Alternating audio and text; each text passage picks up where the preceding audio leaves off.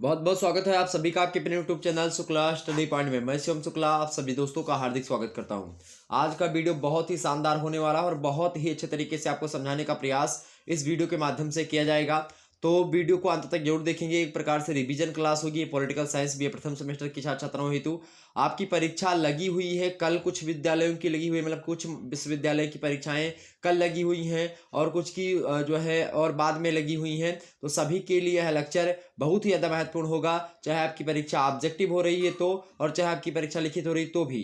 तो अगर जिनकी लिखित हो रही तो मैंने इसमें लिखित मॉडल पेपर के माध्यम से बताने का प्रयास किया, अर्थात ये मॉडल पेपर आपका कैसा होगा, लिखित होगा, जिसमें बहुत सारी चीज़ों को आपको बताने का प्रयास किया जाएगा।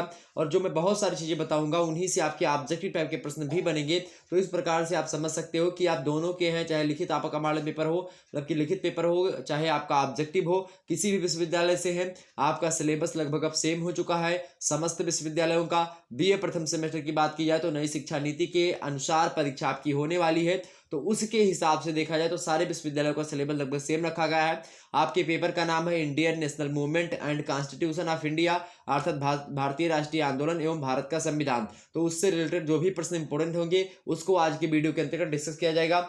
हल मॉडल पेपर होगा एक प्रकार से पॉलिटिकल साइंस का, राजनीति विज्ञान का, ये बात ध्यान रखें। राजनीति विज्ञान, राजनीति शास्त्र, पॉलिटिकल साइंस, ये सब का मतलब एक ही बात होती। तो आप लोग कभी भी परेशान मत होइएगा कि हाँ विज्ञान और शास्त्र में एक डिफरेंट होता है, नहीं, दोनों एक ही से लोगास से बने हुए हैं। ठीक, तो ये बात आप ध्यान रखिएगा। तो बीए प्रथम सेमेस्टर 2022 की परीक्षा के हेतु आने वाली जो परीक्षाएं 23-24 की होंगी उनके लिए भी यह लेक्चर महत्वपूर्ण होगा। खास करके मैं अभी पर्पस तो मैं 2022 के लिए ही बना रहा हूं, लेकिन आगे ये लाभान्वित कर सकते हैं छात्र छात्राओं को। ठीक है, पॉलिटिकल साइंस का हल मॉडल पेपर है ये, यही प्रश्न आएंगे, जल्दी से इनको देख लीजिएगा।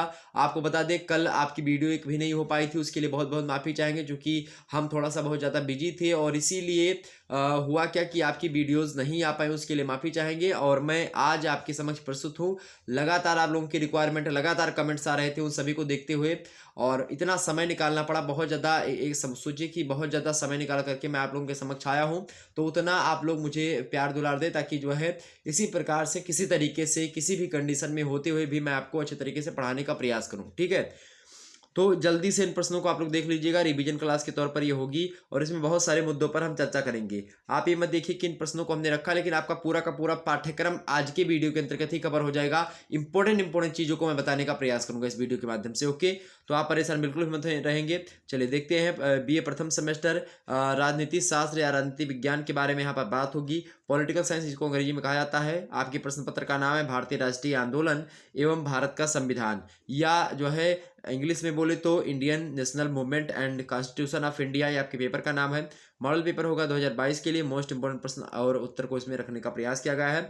देखते हैं आपका पेपर जो होता है लिखित वालों 3-4 खंडों में बटा हुआ होता है। और बता दूं जिनकी परीक्षा संस्कृत की हुई है, जिनकी अंग्रेजी की परीक्षा हो चुकी है, वो लोग हमारे 91 61 93 60 62 नंबर पर जो है व्हाट्सअप कर दीजिएगा। मेरा जो है नंबर 91 61 93 60 62 ये व्हाट्सएप नंबर है। इस पर आप लोग जो है जिनकी भी परीक्षा हो रही है वो लोग जो है अपना जो भी सब्जेक्ट से हैं आप मॉडल पेपर भेज दीजिएगा। हालांकि हमने हिंदी का डाल दिया, ज्योग्राफी का डाल दिया, होम साइंस का मैंने डाल दिया और फिजिकल एजुकेशन का डाल दिया डॉक्टर राम मनोहर लोहिया का।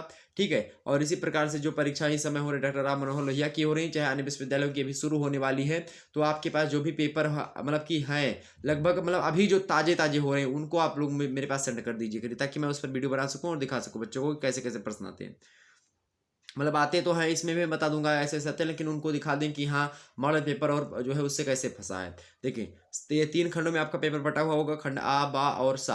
आ से अति लघु उत्तरीय, बा से लघु उत्तरीय और सा से दीर्घ उत्तरीय प्रश्न पूछे जाएंगे। जरूरी नहीं कि आपकी यूनिवर्सिटी का पैटर्न यही हो, लेकिन अधिकतर विश्वविद्यालय में यही पैटर्न चलता है। तो मैं इस वीडियो के माध्यम से 10 अति लघु उत्तरीय प्रश्नों के उत्तर बताऊंगा, 8 लघु उत्तरीय प्रश्नों के उत्तर बताऊंगा और लगभग बात की जाए तो आपके 4 दीर्घ उत्तरीय प्रश्न होंगे, जिनमें से आपको 2 करने होंगे। तो मैं उन पर भी देखेंगे, चर्चा कर लेंगे, समय बचता है लास्ट में तो मैं उनको भी बताने का प्रयास करूंगा। ठीक, खंड आ देखते हैं भाई। 50 शब्दों में एक प्रश्न के उत्तर को यहाँ पर आपको लिखना होता है। देखिए पहला प्रश्न आपके समक्ष आ चुका, बड़ा ही अच्छा प्रश्न है कि देश की आज़ादी में, प्रश्न बहुत ही अच्छा है, देश की आज़ादी में कौन कौन से तत्व जो है सहायक रहे हैं। अर्थात देश की आज़ादी को लेकर के जब भारत देश में आज़ादी की मांग या फिर आज़ादी के लिए जो लड़ाइयाँ लड़ी जा रही थी भारतीयों के द्वारा, उनमें बात की जाए तो कौन कौन से तत्व हमको सहायता प्रदान कर रहे थे लड़ाइयों को लड़ने के लिए कि हमारे देश से अंग्रेज जो है भागे यहाँ से।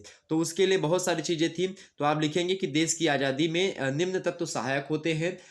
फिर उसके बाद में आप पहला दूसरा इस प्रकार से हेडिंग डाल करके, मतलब कि हेडिंग क्या, आप जैसे नंबरिंग करके, जैसे कि पहला, फिर दूसरा, फिर दूसरे लाइन में, फिर तीसरा तीसरे लाइन में, इस प्रकार से लिखेंगे, एग्जाम में आपको नंबर अच्छे मिलेगा। तो पहला क्या लिखेंगे भाई, तो सबसे पहली बात यह है कि अगर कोई आंदोलन हो तो वो मजबूत है, और जब भी कोई आंदोलन आपका मजबूत होगा तो वो देश की आज़ादी में सहायता प्रदान करेगा। तो इसीलिए पहली चीज क्या लिखेंगे कि आंदोलन का मजबूत होना, क्या लिखेंगे, आंदोलन का मजबूत होना देश की आज़ादी में सहायक तत्व रहा है। दूसरी बात क्या लिखेंगे भाई, दूसरी बात क्या रही है, ब्रिटिश जनता मतलब की आज़ादी की पक्षधर भी रही है। आप देखेंगे यहाँ पर जो है, चाहे मतलब ब्रिटेन की बात करें चाहे यहाँ पर, हालांकि ब्रिटेन की ही बात यहाँ पर जो है समझाने का प्रयास मैं करूँगा, क्योंकि ब्रिटेन में हुआ क्या, चुनाव आने वाला था और उस समय जनता की ये मांग थी कि जो है भारत पर या फिर जिस प्रकार से अन्य उपनिवेशों, मतलब कि उपनिवेश देशों पर, मतलब जिस प्रकार से अन्य देशों पर उपनिवेश से, मतलब कि उपनिवेशवाद की प्रक्रिया के तहत जो है ये लोग आ गए हैं, अंग्रेज लोग इस समय शासन कर रहे हैं। तो अंग्रेजों की जनता जो थी, वहाँ की जो इंग्लैंड की जनता थी खास करके, उसका मानना था कि भारतीय के लिए उनके दिल में थोड़ा सा लगाव था, और उन्होंने कहा कि जो है इसको मतलब खत्म करो और क्या करो, आज़ादी दो भारत को। तो आज़ादी के पक्षधर में कौन थे, अंग्रेजी लोग जो थे, ब्रिटिश जनता। तो आप लिखेंगे दूसरी बात कि ब्रिटिश जनता आज़ादी की पक्षधर थी, ओके, और यही चीज जो है आज़ादी में सहायक होती। दूसरी, तीसरी बात क्या लिखेंगे भाई, तीसरा तत्व आपका होता है मजदूर दल की उदारवादी नीति। जो मजदूर दल था उसका उसकी जो उदारवादी नीतियां थी वो भी कहीं ना कहीं पे आज़ादी में सहायता प्रदान करती है। चौथी आप लिखेंगे, चौथा पॉइंट क्या लिखेंगे, चौथा पॉइंट लिखेंगे कि ब्रिटेन पर मित्र राष्ट्रों का दबाव, क्योंकि उस समय विश्व युद्ध चल रहे थे, द्वितीय विश्व युद्ध का माहौल था, और उस समय ब्रिटेन जो था उस पर मित्र राष्ट्र मतलब कि राज्य जो थे उनका दबाव था कि आप जो है जो उपनिवेशवाद के तहत आप लोगों ने सभी पर जो है कब्जा कर रखा है, फूट डालो राज करो की नीति के तहत, या फिर जिस भी देश पर आप लोग जो है असंवैधानिक रूप से कब्जा किया है उन सभी देशों को आप छोड़ दीजिए, ऐसा जो है मित्र राष्ट्रों का दबाव था। ठीक, पांचवी बात ये थी मेरे प्यारे दोस्तों, पांचवा तत्व तो ये सहायता प्रदान कर रहा था कि एक तो जो है नवजागरण जो है एशिया में अपनी चरम सीमा पर था, लोग जानकार होने लगे थे, लोगों के अंदर ज्ञान का संचार हो रहा था, लोग पढ़ लिख रहे थे, अंतर्राष्ट्रीयता से जागरूक हो रहे थे, शिक्षित जो है वर्ग आ रहा था हमारे सामने। तो इसके परिणाम स्वरूप क्या हुआ कि देश की आज़ादी में ये भी सहायता, क्या क्या लिखेंगे कि एशिया में नवजागरण का उत्थान, ओके। तीसरी छठवीं बात क्या लिखेंगे भाई, छठवीं बात लिख सकते हैं आपकी सेना के द्वारा ब्रिटेन के प्रति विद्रोह। जो सेना थी वहां की खुद की सेना, आप देखेंगे चाहे मंगल पांडे हो और चाहे इसी प्रकार से अन्य जो सेना में भारतीय सैनिक थे वो जो है विद्रोह करने के जो है स्तर तक आ चुके थे। तो इसके कारण से क्या हुआ भाई कि देश की आज़ादी के लिए सहायता प्रदान करते हैं भी तत्व। आठवां तत्व, सॉरी सातवां तत्व आप लिख सकते हैं साम्यवाद का खतरा। कौन सा, साम्यवाद का खतरा भी मंडरा रहा था, तो इसके कारण से भी देश में आज़ादी मिली। और आठवीं बात आप लिख सकते हो क्या, कांग्रेस और मुस्लिम लीग में सहमति हो गई थी। कांग्रेस एक संस्था थी जो कि बात की जाए भारतीय राष्ट्रीय कांग्रेस के बारे में प्रश्न पूछ सकता है कि भारतीय राष्ट्रीय कांग्रेस की स्थापना कब हुई, तो आप लिखेंगे कि भारतीय राष्ट्रीय कांग्रेस की स्थापना दिसंबर का महीना था, 1885 ईस्वी की बात है, और उसी में हुई थी। इसका प्रथम अधिवेशन जो हुआ था 28 दिसंबर 1885 ईस्वी को ही हुआ था, और बम्बई के गोकुलनाथ मतलब गोकुलदास तेजपाल कॉलेज में जो है 28 दिसंबर की दिन को 1885 में जो है प्रथम जो है अधिवेशन होता है भारतीय राष्ट्रीय कांग्रेस का, जो कि भारतीय राष्ट्रीय कांग्रेस एक बड़ी संस्था थी जो कि भारतीयों की बात को अंग्रेजों तक पहुंचाने में सहायता प्रदान करती थी। तो उसकी एक संस्था के रूप में ए.ओ. ह्यूम की जो है प्रकार से नेतृत्व में बनाई गई संस्था, ठीक है। और ये जो है जो था 28 दिसंबर से 31 जो है दिसंबर तक चला, जो है क्या, जो प्रथम अधिवेशन था भारतीय राष्ट्रीय कांग्रेस का, और इसकी अध्यक्षता की थी व्योमेश चंद्र बनर्जी, डब्ल्यू.सी. बनर्जी के नाम से जिनको जाना जाता है। तो डब्ल्यू.सी. बनर्जी महोदय ने अध्यक्षता करी, भारतीय राष्ट्रीय कांग्रेस की प्रथम अध्यक्ष रहे, और कांग्रेस पार्टी के गठन के पीछे तमाम सारे कारक थे, जैसे कि ब्रिटेन जो ब्रिटिश के लोग होते थे या जो ब्रिटिश शासन के प्रति असंतोष था जनता में, तो उस असंतोष को खत्म करने के लिए इसकी स्थापना की गई जो है भारतीय राष्ट्रीय कांग्रेस की, और भारतीयों की आकांक्षाओं को पूरी करने के लिए। और आप लिख सकते हैं कि राष्ट्रीय संस्था की स्थापना करने के लिए। और आप लिख सकते हैं कि वायसराय लॉर्ड डफरिन का जो है आंतरिक सहयोग, तो ये भी एक प्रकार से कारक रहा कि जो है वायसराय लॉर्ड डफरिन का आंतरिक सहयोग भी कहीं ना कहीं पे इसका एक कारण रहा है भारतीय राष्ट्रीय कांग्रेस की स्थापना का। तो ये चीज़ क्लियर हो गई आपकी। तो ये एक प्रकार से बात की जाए तो ये चीज़ें जो है कांग्रेस जो संस्था थी जिसकी स्थापना हमने बता दी, और कांग्रेस की ही एक प्रकार से, तो ये खासकर कांग्रेस को लोग जो है मुस्लिम मतलब कि हिंदू संस्था समझने लगे थे। तो मुस्लिम वर्ग जो था एक प्रकार से उसने दूसरी लीग की स्थापना करी थी, उसने मुस्लिम लीग की स्थापना करी। और मुस्लिम लीग मतलब मुस्लिम की पार्टी एक प्रकार से, खास करके मुस्लिम की पार्टी। लेकिन कांग्रेस जो थी वो समन्वय रूप से हिंदू और मुस्लिम दोनों की पार्टी थी, सिख की सभी की पार्टियां थी जो भारतीय राष्ट्रीय कांग्रेस थी। तो कांग्रेस और मुस्लिम लीग बीच में क्या हो गई थी, अलग हो गई थी। और कहीं ना कहीं पे कांग्रेस से ही जो है मतलब कि मुस्लिम लीग और ये जब दो पार्टियां थी उस समय जो है अंग्रेजों को लग रहा था कि कांग्रेस को कुछ और जो है टोपी देते थे और मुस्लिम लीग को कुछ अलग टोपी देते थे। मतलब टोपी कहने वाला कि चूतिया बनाते थे एक प्रकार से, सॉरी गलती से निकल गया। तो यहाँ पर कहने का मतलब ये है कि उनको बेवकूफ़ बनाते थे हम लोगों को। जैसे मुस्लिम लीग को बता दिया कि हाँ तुमको कुछ जो है मतलब कि कुछ चीज़ें दे दी, जैसे कि मान लेते हैं उनको क्या दे दिया, मान लेते कह दिया कि हाँ तुमको सारा का सारा राज्य दे देंगे, फिर उनको कहा कि नहीं तुमको दे देंगे। इस प्रकार दोनों में मतभेद पैदा करते रहते थे, हिंदू मुस्लिम में मतभेद पैदा करते रहते थे। इसी को कहा जाता है फूट डालो राज करो की नीति। तो यही नीति का प्रयोग कर रहे थे कौन, अंग्रेज लोग। और किसके साथ, मुस्लिम लीग और जो है भारतीय राष्ट्रीय कांग्रेस के साथ। क्योंकि मुस्लिम लीग का प्रतिनिधित्व मतलब कि मुसलमानों की जनता का प्रतिनिधित्व मुस्लिम लीग कर रही थी, और हिंदू जनता की और मुस्लिम जनता की दोनों की प्रतिनिधित्व कर रही थी भारतीय राष्ट्रीय कांग्रेस। तो दोनों को जो है भटका करके अलग अलग तरीके से जो है भटकाया करते थे। लेकिन हुआ क्या कुछ कि मुस्लिम और जो मुस्लिम लीग थी और कांग्रेस थी दोनों में सहमति हो जाती है कुछ समय के लिए। तो ये एक प्रकार से बहुत बड़ा फैक्टर निकल करके सामने आता है कि भारत में जब एकता को बढ़ावा मिला उसके परिणाम स्वरूप देश की आज़ादी में तमाम सारे तत्व सहायक में आए। तो ये क्लियर होगी, बातें क्लियर हो गई, इतनी बात क्लियर होगी आपकी, क्लियर हो गई। चलिए आगे बढ़ते हैं। तो ये हमने अब दीर्घ उत्तरीय प्रश्न चाहे पूछा जाए, चाहे तिलक उत्तरीय, चाहे लघु उत्तरीय, कुछ भी पूछा जाता आप आसानी से उत्तर लिख सकते थे, जितनी बातें हमने आपको बता दी। अगला प्रश्न दूसरा नंबर देखेंगे, पूना पैक्ट क्या है, इसका वर्णन कीजिए। अब मैं एक एक प्रश्न के माध्यम से आपको बहुत सारी चीजें बता रहा हूं ताकि आपका रिवीजन एक प्रकार से हो जाए। और जितने भी लोग देख रहे हैं फटाफट से वीडियो को लाइक और शेयर कर दीजिएगा मेरे प्यारे दोस्तों। सभी दोस्तों के पास वीडियो को शेयर कर दीजिएगा, सभी दोस्तों के पास वीडियो को शेयर कर दीजिएगा, लाइक कर दीजिए जितने भी लोग देख रहे हैं, नए नए अभी आए हैं। और बिना लाइक करने बिल्कुल भी मत जाए, और चैनल पर नए हैं तो सब्सक्राइब कर दीजिएगा, क्योंकि इसी प्रकार से लगातार मैं आप लोगों के साथ जो है परीक्षा के अंदर समय तक बना रहता हूं।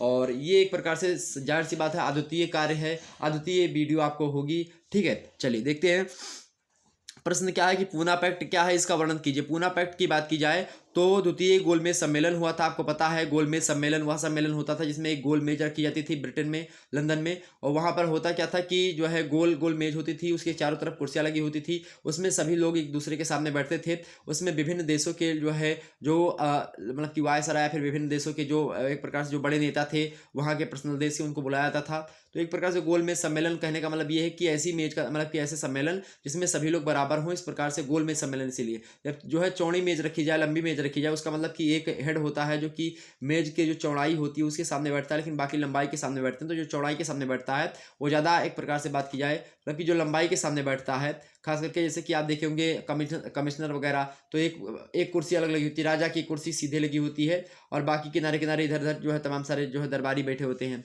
या फिर बड़े बड़े लोग बैठे होते हैं। ठीक, तो ये एक दिखाता है कि हाँ एक व्यक्ति बड़ा है। लेकिन गोलमेज सम्मेलन जो होता है ये सभी को बराबर दिखाता है कि हाँ सभी बराबर हैं, सभी एक दूसरे का चेहरा देख सकें।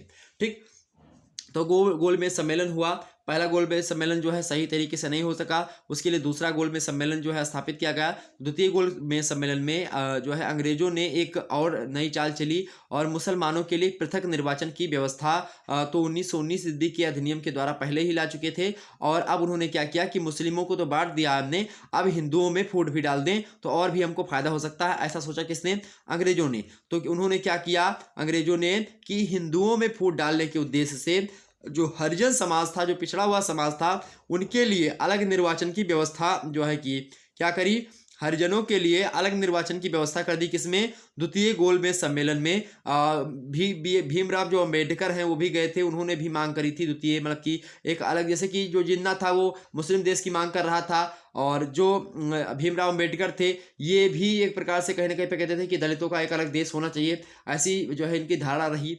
तो कहीं ना कहीं पे आप देखेंगे द्वितीय गोलमेज सम्मेलन में वो उसी चीज़ का फायदा उठाते हैं अंग्रेज लोग और कहते क्या है भाई कि हिंदुओं में फूट डालने के लिए इन्होंने क्या कहा कि पहले हरिजनों के लिए अलग निर्वाचन की व्यवस्था कर दी जाए। तो इससे क्या हुआ कि गांधी जी को इस निर्णय से बहुत आघात पहुंचा और उन्होंने आमरण अनशन आरंभ कर दिया। वहां से द्वितीय गोलमेज सम्मेलन में गांधी जी को बहुत ज्यादा मना करके ले गए थे और वहां से फिर जो है इरविन समझौता हुआ था, गांधी इरविन समझौता हुआ था, तब ये गए थे द्वितीय गोलमेज सम्मेलन में। उसके बाद में क्या हुआ, उसके बाद में हुआ मेरे प्यारे दोस्तों कि भीम जो ये थे महात्मा गांधी, इन्होंने मना कर दिया कि भैया ऐसा नहीं होगा, हम जो है आपके जो आपने विचारधारा बताई है या फिर जो आपने कहा है कि हरिजनों के लिए निर्वाचन की व्यवस्था की जाए, ये स्वीकार नहीं है। और महात्मा गांधी जी आमरण अनशन पर बैठ गए थे। कहाँ पर? आमरण अनशन पर ये बैठ गए थे।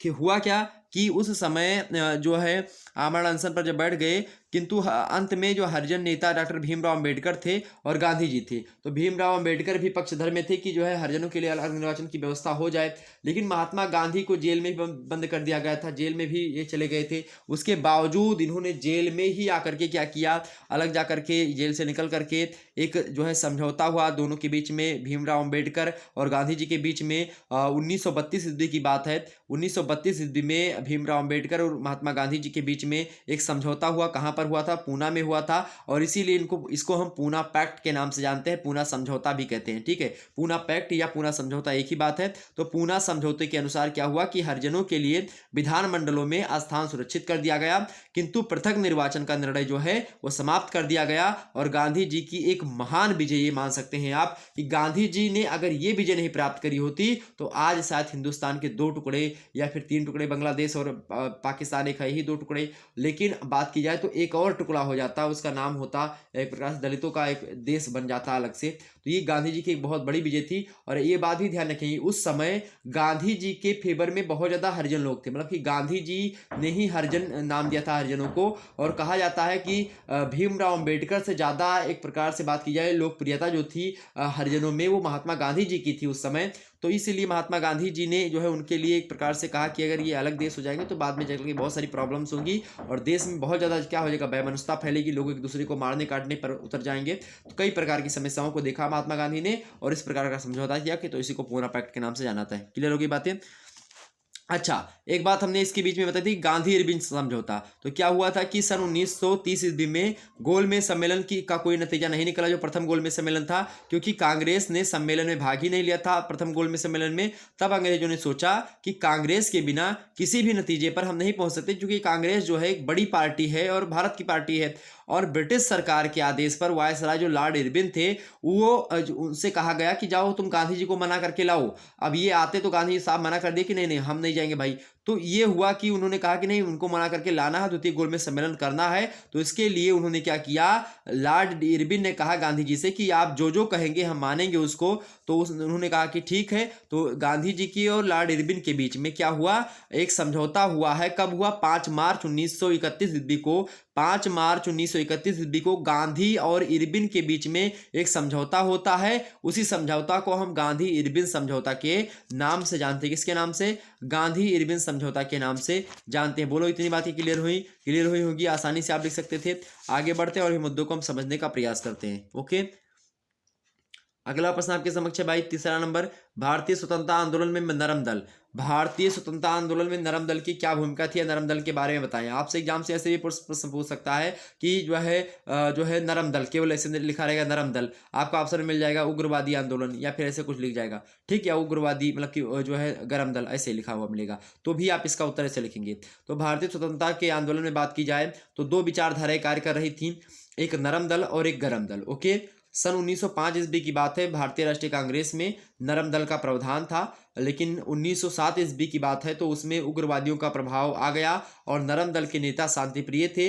वे अपने अधिकारों की मांग जो है एक प्रकार से करते रहते थे। जो है ब्रिटेन के जो एक प्रकार से जो यहाँ पर जो शासन कर रहे लोग होते थे, उनसे ये लोग अपने अधिकारों की मांग करते थे। लेकिन जो लाल बाल पाल अर्थात गरम दल के जो नेता थे, ये नवयुवक क्रांतिकारी थे। और ये एक प्रकार से बात की जाए तो उग्रवादी आंदोलन का जो प्रारंभ होता है 1909 ईस्वी मतलब कि 1906 ईस्वी में ही प्रारंभ हो जाता है और 1919 तक जो है एक प्रकार से बोलबाला रहा। भारतीय राजनीति में महात्मा गांधी के पदार्पण के साथ उग्रवादी जो आंदोलन था उसका अंत होता है और क्रांतिकारियों को जो है बम, पिस्तौल, राजनीतिक हत्याओं और राजनीतिक डकैतियों में विश्वास था और इसीलिए जो है खास करके थोड़ा सा गर्म खून था, नवयुवक थे, ये आज़ादी को मांगना पसंद नहीं करते थे, आज़ादी को छीनना पसंद करते थे कि मतलब हमारे देश और हमारे देशों में आकर के ये पता नहीं कहाँ से फिरेंगी, हम ही पर राज कर रहे हैं, हम ही को एक प्रकार से उल्लू बना रहे हैं। तो इसके लिए इनके मन में थोड़ा सा अलग तरीके से भावना थी। लेकिन उनमें कौन नाम आते हैं उग्रवादियों में, मतलब कि उग्रवादी कहने का मतलब ये है कि गर्म दल के नेता, ठीक। तो उनमें लाल जो है बिहारी मतलब कि जो है लाल बहादुर शास्त्री, सॉरी लाल बाल पाल की बात की जाए तो लाला लाजपत राय और बाल से बाल गंगाधर तिलक और पाल से बिपिन चंद्र पाल, ओके, उनमें नाम थे। बात की जाए नरम दल के बारे में प्रश्न पूछा गया तो नरम दल के कई चीज़ें थी कि नरम दल वाले लोग, पहली बात आप लिखेंगे कि पाश्चात्य सभ्यता के समर्थक थे। दूसरी बात आप लिखेंगे कि ब्रिटिश शासन में आस्था इनकी थी नरम दल की। और तीसरी बात आप लिख सकते हैं कि क्रमिक सुधारों में इनका विश्वास था कि धीरे धीरे जो है सुधार होगा, ठीक। चौथी बात यह है कि जो नरम दल के नेता थे वो वैधानिकता में विश्वास करते थे, कानून में विश्वास रखते थे, चाहे वो जो है कानून अंग्रेजों ने बनाए हो, चाहे जो है किसी प्रकार का कानून हो, वो वैधानिकता में विश्वास रखते थे कि विधान के हिसाब से हम हर एक चीज़ करेंगे। पांचवी चीज़ ये है कि भाई अंग्रेजों की न्यायप्रियता में भी उनको विश्वास था, अंग्रेजों की जो न्याय करने की शैली थी उसमें भी नरम दल के जो लोग थे वो विश्वास करते थे। छठवीं बात ये थी भाई कि ब्रिटेन के साथ संबंध भारतीय हित में, मतलब कि ब्रिटेन के साथ ऐसा संबंध रखा जाए कि भारतीय हित में हो। अगर भारत ब्रिटेन के साथ संबंध नहीं बना रखता है तो भारतीय हित में नहीं होगा, ये लोग मानते थे। सातवीं बात ये थी कि हिंदू मुस्लिम एकता में विश्वास था स्वतंत्रता आंदोलन में नरम दल का। साथ ही साथ देश की सेवा जो है ये लोग करना पसंद करते थे, देश की सेवा। और नवीं बात ये थी कि स्वतंत्रता से ही मानव प्रगति संभव है, ऐसा इन लोगों का मानना था कि जब व्यक्ति स्वतंत्र होगा उसी से मानव की प्रगति होगी, मानव सभ्यता का विकास होगा और ये इस प्रकार से मानव के जो ह्यूमन चीज़ें हैं उनमें डेवलपमेंट होगा। तो जब आप नरम दल के नेता थे तो ये लोग इस चीज़ का समर्थन किया करते थे। ये बात आपको क्लियर हो गई। हमने आपको बता दी कोई दिक्कत की बात नहीं होनी चाहिए ना, कोई दिक्कत की बात नहीं होनी चाहिए। जबकि बात की जाए उग्रवादियों की विचारधाराएं, अगर पूछ ले कि उदारवादी नेता जो है अंग्रेजों के हितैषी क्यों माने जाते हैं तो उसमें हमने जो चीज़ें बताई वो भी क्लियर हो गई आपकी, ठीक। और ख़ास करके ये लोग जो थे जो मतलब कि जो उग्रवादी थे या फिर जो बात की जाए गर्म दल के नेता थे वो लोग जो है किस पे विश्वास रखते थे भाई, बल पे विश्वास रखते थे। और साथ ही साथ जो है पिस्तौल, बम, इन सभी से राजनीतिक हत्याएं करी जाएं, ठीक। और राजनीतिक डकैती हो चाहे लूटपाट हो, ये सब चीज़ें, ठीक है। उनमें लाल बाल पाल का नाम प्रथम आता है। तो ये चीज़ें क्लियर हो गई आपकी। आपके एग्जाम से एक प्रश्न बताना भूल गए मेरे प्यारे दोस्तों, एक एग्जाम से प्रश्न आ सकते हैं चौरी चौरा कांड को लेकर के। चौरी चौरा कांड क्या है, क्यों प्रसिद्ध है? तो बात की जाए तो गांधी जी के द्वारा चलाया जा रहा है एक असहयोग आंदोलन जो नाम से फेमस है। तो असहयोग आंदोलन जो है शांतिपूर्वक चल रहा था और 5 फरवरी का दिन था। 5 फरवरी 1922 को गोरखपुर के चौरी चौरा नामक स्थान पर कांग्रेस के द्वारा जुलूस निकाला जाता है। और जब यह जुलूस 5 फरवरी को 1922 ईस्वी में गोरखपुर के चौरी चौरा नामक स्थान से निकाला जाता है कांग्रेस के द्वारा, तो उसी समय की बात है कि पुलिस ने जुलूस को रोकने का प्रयास किया। और जब पुलिस ने जो है इस जुलूस को रोकने का प्रयास किया उससे क्या हुआ, जनता और पुलिस में क्या हो गई भाई, मुठभेड़ हो गई। और पुलिस भाग करके पुलिस चौकी जो थी वहीं पर चौरी चौरा में वहीं पर छुप जाती है। और जब ऐसा होता है तो इसके बाद में जो है जो भीड़ थी वो और ज़्यादा उत्तेजित हो गई, उनका मनोबल और ज़्यादा बढ़ा कि पुलिस लोग भाग रहे हैं, अब इसी बढ़िया मौका है।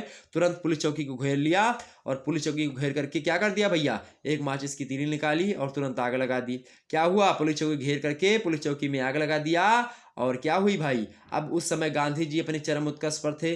गांधी जी एक आंदोलन चला रहे थे, असहयोग आंदोलन। उन्होंने कहा था केवल हमको उनका सहयोग नहीं करना है, हमको असहयोग करना है, ठीक। हमको उनके साथ नहीं रहना है, उनके भी किसी भी नियम का हमको सहयोग नहीं करना है। हुआ क्या, गांधी जी बड़े ज़्यादा क्या थे, अहिंसावादी थे और ये हिंसक घटना हो गई। और इस हिंसक घटना से गांधी जी को बहुत ज़्यादा आघात हुआ और गांधी जी ने क्या कर दिया भैया, गांधी जी ने क्या किया। और इस हिंसक आंदोलन में बात की जाए तो 100 मतलब कि एक थानेदार के साथ ही साथ 21 सिपाही, एक थानेदार और 21 सिपाही जो है इस कांड में जल करके खाक हो गए थे और ये एक हिंसक घटना हो गई, जिसके परिणाम स्वरूप गांधी जी जो थे वो बहुत ज़्यादा जो एक प्रकार से दुखी हुए, बहुत ज़्यादा गुस्सित, मतलब कि एक प्रकार से उनको लगा कि ये एक प्रकार से बहुत आघात पहुंचा उनको, और उसी कारण से उन्होंने क्या कहा कि भैया आंदोलन बंद कर दो, आंदोलन ही स्थगित कर दिया गांधी जी ने। और यही कारणों से चौरी चौरा आज प्रसिद्ध है और चौरी चौरा कांड के बारे में हम लोग पढ़ते हैं और पढ़ाते हैं। ठीक, क्लियर हो गए भैया? तो ये हो गया आपका पूरा का पूरा। अगला प्रश्न देखते हैं भाई, चौथा नंबर प्रश्न है, भारतीय संविधान में कितनी अनुसूचियां हैं? मोस्ट इंपोर्टेंट प्रश्न है, एग्जाम्स में प्रश्न पूछा सकता है। हालांकि अगर आपसे एग्जाम से एक और प्रश्न पूछ ले कि भारत छोड़ो आंदोलन के प्रमुख कारण क्या थे, तो क्या बताएंगे? भारत छोड़ो आंदोलन के प्रमुख कारण तो क्या बताएंगे भाई? तो भारत छोड़ो आंदोलन के कई कारण थे, जैसे कि क्रिप्स मिशन की असफलता हुई, और दूसरा कारण हो सकता है जापानी आक्रमण का भय था। तीसरी कारण यह कि ब्रिटिश राज्य व्यवस्था में भारतीयों का अंधविश्वास, मतलब कि आज विश्वास था। और चौथी बात है कि बर्मा में भारतीयों के प्रति अमानवीय व्यवहार था। तो इन सभी से भारतीय राष्ट्रीय, मतलब कि भारत छोड़ो आंदोलन के यही सब कारण थे कि भारत छोड़ो आंदोलन लाना पड़ा। ठीक है, पूर्वी बंगाल में आतंक का साया मंडरा रहा था। और छठी बात यह है कि वस्तुओं और सेवाओं के बढ़ते मूल्यों के कारण से भारतीय राष्ट्रीय आंदोलन को बढ़ावा मिला। ठीक, तो सही कई सारे कारण हैं जो कि हमने आपको बता दिए। एग्जाम से लगभग कोई भी प्रश्न पूछा जाएगा तो आप आसानी से कर लेंगे, उसमें आपको कोई दिक्कत नहीं होनी चाहिए। अगर आपको ऑब्जेक्टिव वाले हैं तो ऑब्जेक्टिव वालों के लिए हमने सेपरेटली 1000 प्रश्नों की एक वीडियो बनाई है, 3 घंटे की समथिंग में वीडियो है, उस प्रश्न में देख लेंगे तो तमाम सारे ऑब्जेक्टिव प्रश्न उसमें बताए हैं। वही रिवीजन क्लास अगर आप लोग देख करके चले जाएंगे एग्जाम्स में, आपका सारा का सारा प्रश्न, मतलब कि सारे के सारे प्रश्न उसी से आ जाएंगे, तो आप लोग परेशान मत होइएगा। प्रश्न क्या है? प्रश्न आपका पूछा गया मेरे प्यारे दोस्तों, प्रश्न पूछा गया कि भारतीय संविधान की अनुसूचियों का उल्लेख कीजिए। भारतीय संविधान की, मतलब भारतीय संविधान में कितनी अनुसूचियां हैं बताएं। तो भारतीय संविधान में बात की जाए भाई कितनी अनुसूचियां हैं, तो भारतीय संविधान में पहले कुल मिलाकर के 8 अनुसूचियां थी, लेकिन बाद में क्या हो गई, 4 और जुड़ी। इस प्रकार से भारतीय संविधान में वर्तमान में कुल 12 अनुसूचियां हैं। प्रथम अनुसूची जो है बात की जाए तो प्रथम अनुसूची में भारत संघ में शामिल राज्यों और केंद्र शासित प्रदेशों के बारे में बताया गया है, और जिनकी संख्या की बात की जाए तो वो एक प्रकार से समय समय पर बदलते रहे हैं। ठीक, तो कि कितने राज्य हैं, कितने केंद्र शासित प्रदेश हैं, ये आप लोग नेट पे सर्च कर लीजिएगा, आपको मिल जाएंगे। हालांकि लिखना उतना इंपॉर्टेंट नहीं है, आप लिखेंगे कि जो है पहले में क्या बताया गया, पहली अनुसूची में भारत संघ में शामिल राज्यों और केंद्र शासित प्रदेशों का वर्णन किया गया है। ओके, दूसरी अनुसूची जो है उसमें क्या बताएगा भाई, उसको द्वितीय अनुसूची कहते हैं, दूसरी अनुसूची को। और द्वितीय अनुसूची में राष्ट्रपति, राज्यपाल और राज्यों के जो एक प्रकार से उच्चतम न्यायालय हैं, जो उच्च न्यायालय हैं, उनके न्यायाधीशों, और संसद या राज्य विधानमंडल के जो उत्तराधिकारी हैं या अधिकारी हैं, मतलब उत्तराधिकारी गलत बोल दिया, अधिकारी जो हैं उनमें जो है, और तथा भारत के नियंत्रण एवं महालेखा परीक्षक, इन सभी के बारे में उपबंध दिए गए हैं कि इन सभी के बारे में कुछ कुछ बातें बताई गई हैं। किसी किसी के बारे में, राष्ट्रपति, राज्यों के राज्यपाल, उच्चतम और उच्च न्यायालय के न्यायाधीशों, संसद और राज्य विधानमंडलों के अधिकारियों तथा भारत के नियंत्रण एवं महालेखा परीक्षक के बारे में उपबंध किए गए हैं द्वितीय अनुसूची में। तृतीय अनुसूची की बात की है तो तृतीय अनुसूची में या तीसरी अनुसूची में राष्ट्रपति, राज्यों के राज्यपालों, उच्चतम एवं उच्च न्यायालय के न्यायाधीशों तथा जनप्रतिनिधियों के शपथ और प्रतिज्ञान का जो है प्रारूप है, अर्थात इसमें शपथ के बारे में बताया गया है तीसरी अनुसूची में। चौथी अनुसूची है भाई, उसमें क्या बताया गया, चौथी अनुसूची में राज्यसभा में जो है स्थानों का आवंटन किया गया, किसमें, राज्यसभा में कितने लोग कहाँ से आएंगे, किस प्रकार से, इन सभी का आवंटन बताया गया है। पांचवी अनुसूची की बात की जाए तो पांचवी अनुसूची में अनुसूचित क्षेत्रों तथा अनुसूचित जो जनजाति क्षेत्र हैं उनका प्रशासन कैसा होगा, उनके बारे में बताया गया है, उनके नियंत्रण के बारे में वो बंद किए गए हैं कि जो अनुसूचित क्षेत्र हैं, जो कि जो अनुसूचित जनजाति वाले क्षेत्र हैं उनमें कैसे शासन किया जाए, उसके बारे में पांचवी अनुसूची में बताया गया है। जो छठवीं अनुसूची है आपकी मेरे प्यारे दोस्तों भारतीय संविधान की, तो छठवीं अनुसूची में बात की जाए तो असम, मेघालय, त्रिपुरा, मिजोरम, क्या, असम, मेघालय, त्रिपुरा, मिजोरम, इन राज्यों में जनजातियों के क्षेत्र हैं और उनके बारे में उपबंध किया गया है कि असम, मेघालय, त्रिपुरा, मिजोरम, इनके बारे में अलग से उपबंध दिए गए हैं, तो ये बात ध्यान रखेंगे। जो सातवीं अनुसूची आपकी है, सातवीं अनुसूची की बात की जाए तो सातवीं अनुसूची में जो है इसमें 3 सूचियां हैं सातवीं अनुसूची में।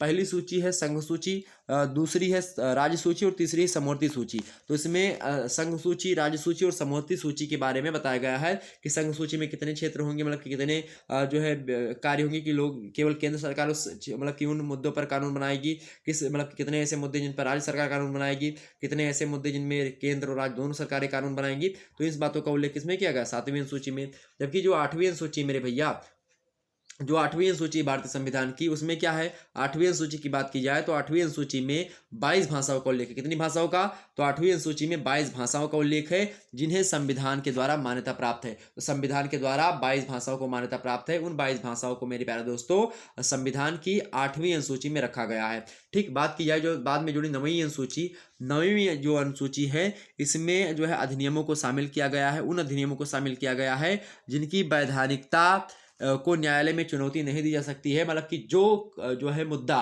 कोई ऐसा मुद्दा जो कि 9वीं अनुसूची में डाल दिया गया तो उस मुद्दे पर जो सुप्रीम कोर्ट होगी वो भी एक प्रकार से सुनवाई नहीं कर सकेगी। अर्थात जो ऐसे कार्य या ऐसे मुद्दे जो कि 9वीं अनुसूची में है उन पर जो है न्यायालय पर निर्णय नहीं ले सकती। ओके, 10वीं अनुसूची जो की गई, ये 10वीं अनुसूची कुल मिलाकर के बात की जाए 92 मतलब कि जो है 52वां संविधान संशोधन हुआ और 52वें संविधान संशोधन के द्वारा दल बदल कानूनों को इसमें शामिल किया गया है 10वीं अनुसूची में। और 11वीं अनुसूची की बात की जाए तो 11वीं अनुसूची में जो है पंचायती मतलब कि जो पंचायतों के द्वारा किए जाने वाले जो कार्य हैं उनके बारे में बताया गया है, पंचायती राज व्यवस्था इन सभी के बारे में। और जो 12वीं अनुसूची है और लास्ट अनुसूची है आपकी, उसमें नगर पालिकाओं के द्वारा किए जाने वाले जो कार्य हैं, नगर पालिका के जो चुनाव, इन सभी के बारे में बताने का प्रयास किया गया। तो नगर पालिका के चुनाव के बारे में और उसमें पंचायती राज व्यवस्था के बारे में 11वीं में पंचायती जो चुनाव होते हैं उनके सभी के बारे में बताने का प्रयास किया गया है। तो ये 12 अनुसूचियां थी भारतीय संविधान में जो कि वर्तमान में है।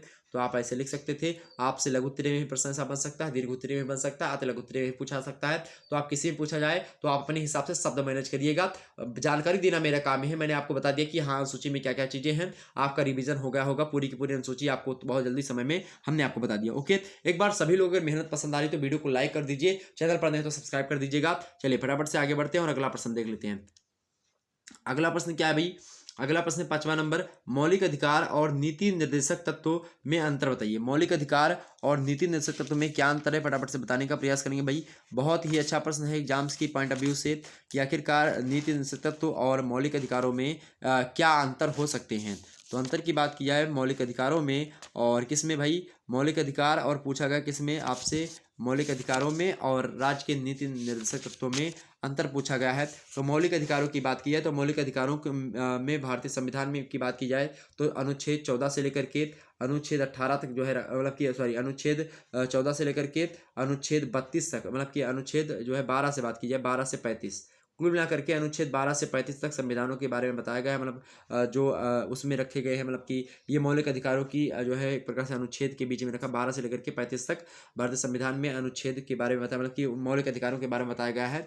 मौलिक अधिकार जो थे वो भारतीय संविधान में पहले 7 थे लेकिन अब केवल 6 रह गए हैं 44वें संविधान संशोधन के द्वारा। संपत्ति के अधिकारों को एक मौलिक अधिकार के रूप में मतलब मौलिक के रूप एक मौलिक अधिकार के रूप में समाप्त कर दिया गया और एक वैधानिक अधिकार के रूप में घोषित कर दिया गया। अब भारतीय संविधान में कुल मिलाकर के 6 मौलिक अधिकार हैं। पहले की बात की जाए मौलिक अधिकार की तो पहला है समानता का अधिकार, अनुच्छेद 14 से अनुच्छेद 18 तक शामिल है। दूसरा जो अधिकार है वो है स्वतंत्रता का अधिकार, अनुच्छेद 19 से 22 तक जो संविधान में है वो स्वतंत्रता के बारे में बताया गया है। जो तीसरा मौलिक अधिकार है आपका धार्मिक स्वतंत्रता का अधिकार, कौन सा अधिकार, धार्मिक स्वतंत्रता का अधिकार, अनुच्छेद 25 से अनुच्छेद 28 तक स्वतंत्रता का अधिकार है, मतलब धार्मिक स्वतंत्रता का अधिकार है। अनुच्छेद जो मतलब कि जो चौथा आपका मौलिक अधिकार है उसका नाम है शोषण के विरुद्ध अधिकार, अनुच्छेद 23 से लेकर के मेरे प्यारे दोस्तों अनुच्छेद 24 तक शोषण के विरुद्ध अधिकार के बारे में बताया गया है। और बात की जाए जो अनुच्छेद 5वां जो आपका मौलिक अधिकार है वो है संस्कृति और शिक्षा से संबंधित अधिकार, और संस्कृति और शिक्षा संबंधित जो अधिकार है वो अनुच्छेद 29 से लेकर के अनुच्छेद 30 तक जो है भारतीय संविधान के अनुच्छेद में शामिल है संस्कृति एवं शिक्षा संबंधित अधिकार। और जो 6वां मौलिक अधिकार है आपका वो है संवैधानिक उपचारों का अधिकार, जिसको जो भीमराव अम्बेडकर हैं वो संवैधानिक उपचारों के अधिकार को क्या कहते हैं, संविधान की आत्मा कहते हैं।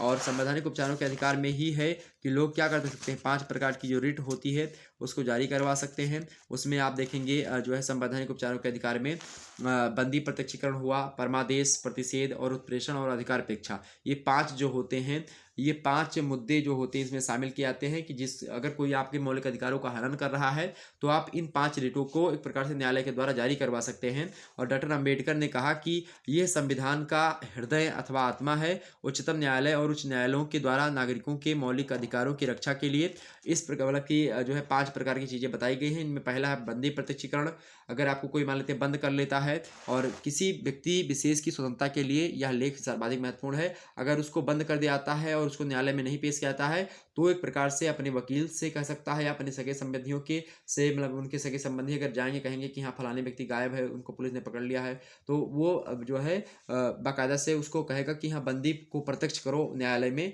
न्यायालय मतलब कि जो न्यायाधीश होगा वो बताएगा। जो परमादेश होता है आपका, ये बात की जाए तो भारतीय संविधान में इस प्रकार का लेख तब जारी किया जाता है परमादेश का, जब कोई व्यक्ति अपने कर्तव्यों का निर्वाह नहीं करता है और परमादेश लेख द्वारा व्यक्ति को उसके कर्तव्य पालन का आदेश दिया जाता है कि भैया तुम्हारा कर्तव्य ये है, आप इस कर्तव्य का पालन करें।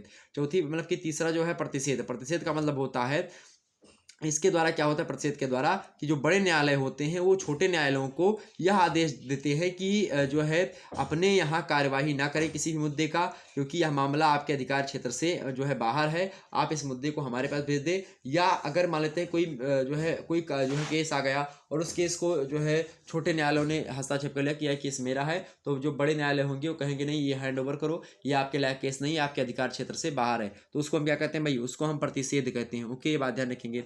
बात की जाए उत्प्रेषण की, तो उत्प्रेषण जो है एक प्रकार से आज्ञा पत्र होता है। और क्या इसमें क्या होता है कि जब किसी विवाद को छोटे न्यायालयों से बड़े न्यायालयों में भेजा जाता है तो इससे अपने जो वह अपने अधिकार क्षेत्र में ही कार्य करे, अपनी शक्ति का दुरुपयोग न करे, ये बात जो है यहाँ पर बताई जाती है। छोटे न्यायालयों से बड़े न्यायालयों को कोई जो केस भेजा जाता है, टर्नओवर किया जाता है, तो वही चीज होती है उत्प्रेषण। ओके, और जो पांचवा रिट होता है इस प्रकार का बंदी प्रत्यक्षीकरण के तहत, मतलब कि जो पांचवा रिट होता है आपका अधिकार मतलब संवैधानिक उपचारों के अधिकार में, वो होता है अधिकार परीक्षा का। अधिकार परीक्षा का मतलब होता है कि जब कोई व्यक्ति, और ये सब ऐसे एग्जाम से हो सकता है लिख दे कि परमादेश, आपको एग्जाम्स में आपको केवल लिख दे परमादेश, या आपके एग्जाम से केवल लिख दे बंदी प्रत्यक्षीकरण से आप क्या समझते हैं, एग्जाम से ऐसे भी प्रश्न आ सकते हैं, तो इसलिए हमने सोचा इन पांचों को आपको बता दिया जाए। अधिकार परीक्षा ये होता है कि जब कोई व्यक्ति ऐसे पदाधिकारी के रूप में कार्य करने लगते हैं जिससे मतलब करने का उसे कोई वैधानिक अधिकार नहीं। मान लेते कोनो डॉक्टर है, मतलब कि कोनो डॉक्टरी कर रहा है, मेडिकल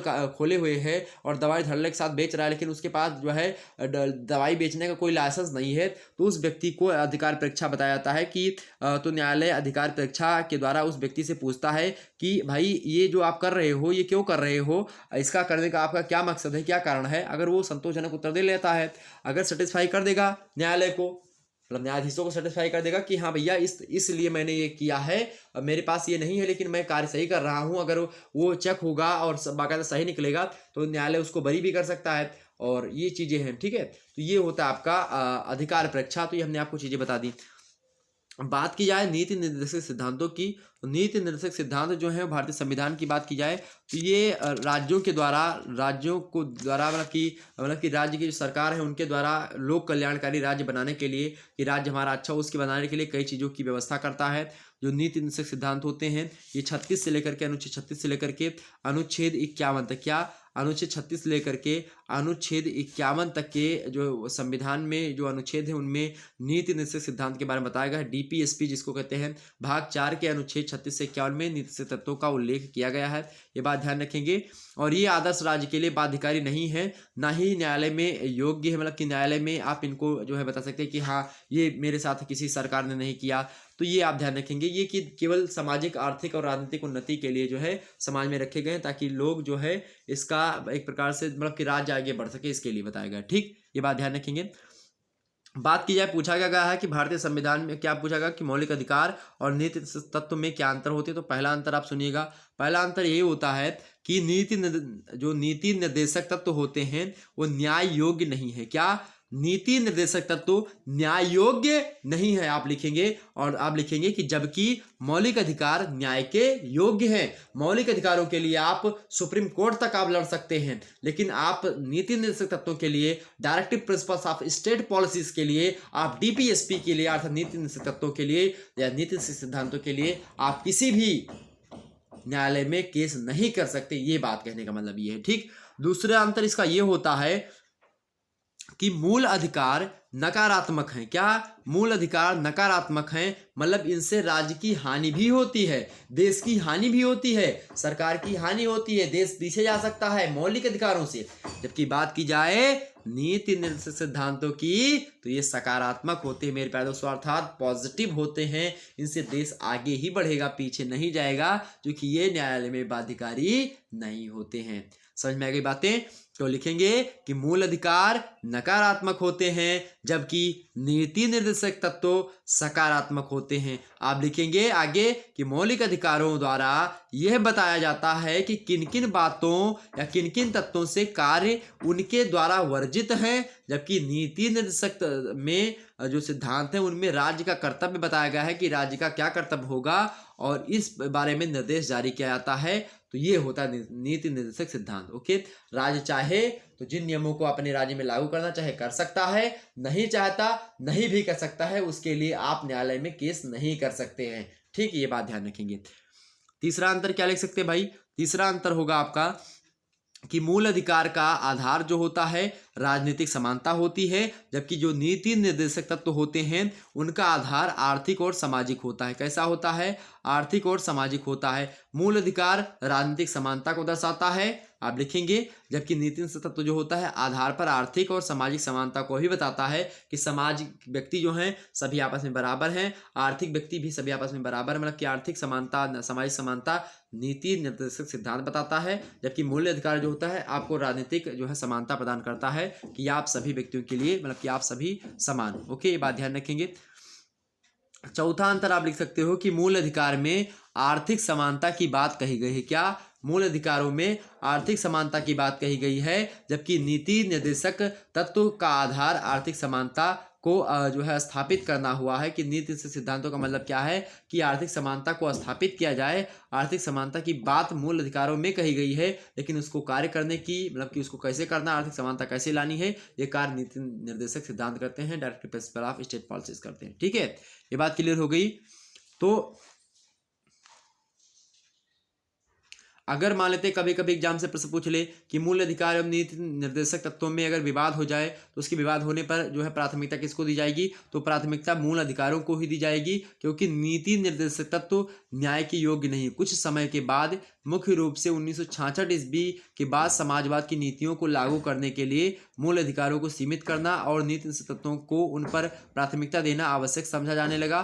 1976 ईस्वी की बात है, 42वां संविधान संशोधन हुआ और इसके द्वारा नीति निर्देशक तत्वों को मूल अधिकारों पर प्राथमिकता दी गई और इसके पहले अनुच्छेद 39 में दिए गए निर्देशों के मूल अधिकारों पर प्राथमिकता दी गई थी। बाद में जो 83वां संविधान संशोधन हुआ 1900 और 83वां संविधान संशोधन और 74वां संविधान संशोधन हुआ 78 के आसपास में 1900, तो उसके द्वारा पूर्व स्थिति को अर्थात 42वां संविधान संशोधन जिसमें नीति निर्देशक तत्व को मौलिक अधिकार पर प्राथमिकता दी गई थी उसे समाप्त कर दिया गया। अब स्थिति यह है वर्तमान में कि नीति निर्देशक तत्व को लागू करने के लिए नागरिकों को प्राप्त मौलिक अधिकार सीमित नहीं किए जा सकते। जो मौलिक अधिकार प्राप्त है वो मौलिक अधिकार रहेंगे, उनको हम कम या ज़्यादा नहीं कर सकते हैं। ओके, ये बात ध्यान रखेंगे। ये हो गई इसके बारे में नीति तत्व और मौलिक अधिकारों के बारे में हमने आपको बातें बता दी। निश्चित तौर पर आप आसानी से जो है लिख चुके होंगे इस प्रश्न का उत्तर। आइए हम देखते हैं आगे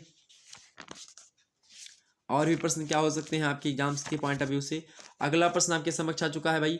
एक बार फटाफट से वीडियो को लाइक और शेयर कर दीजिए। जितने भी लोग देख रहे हो फटाफट से वीडियो को लाइक कर दीजिएगा।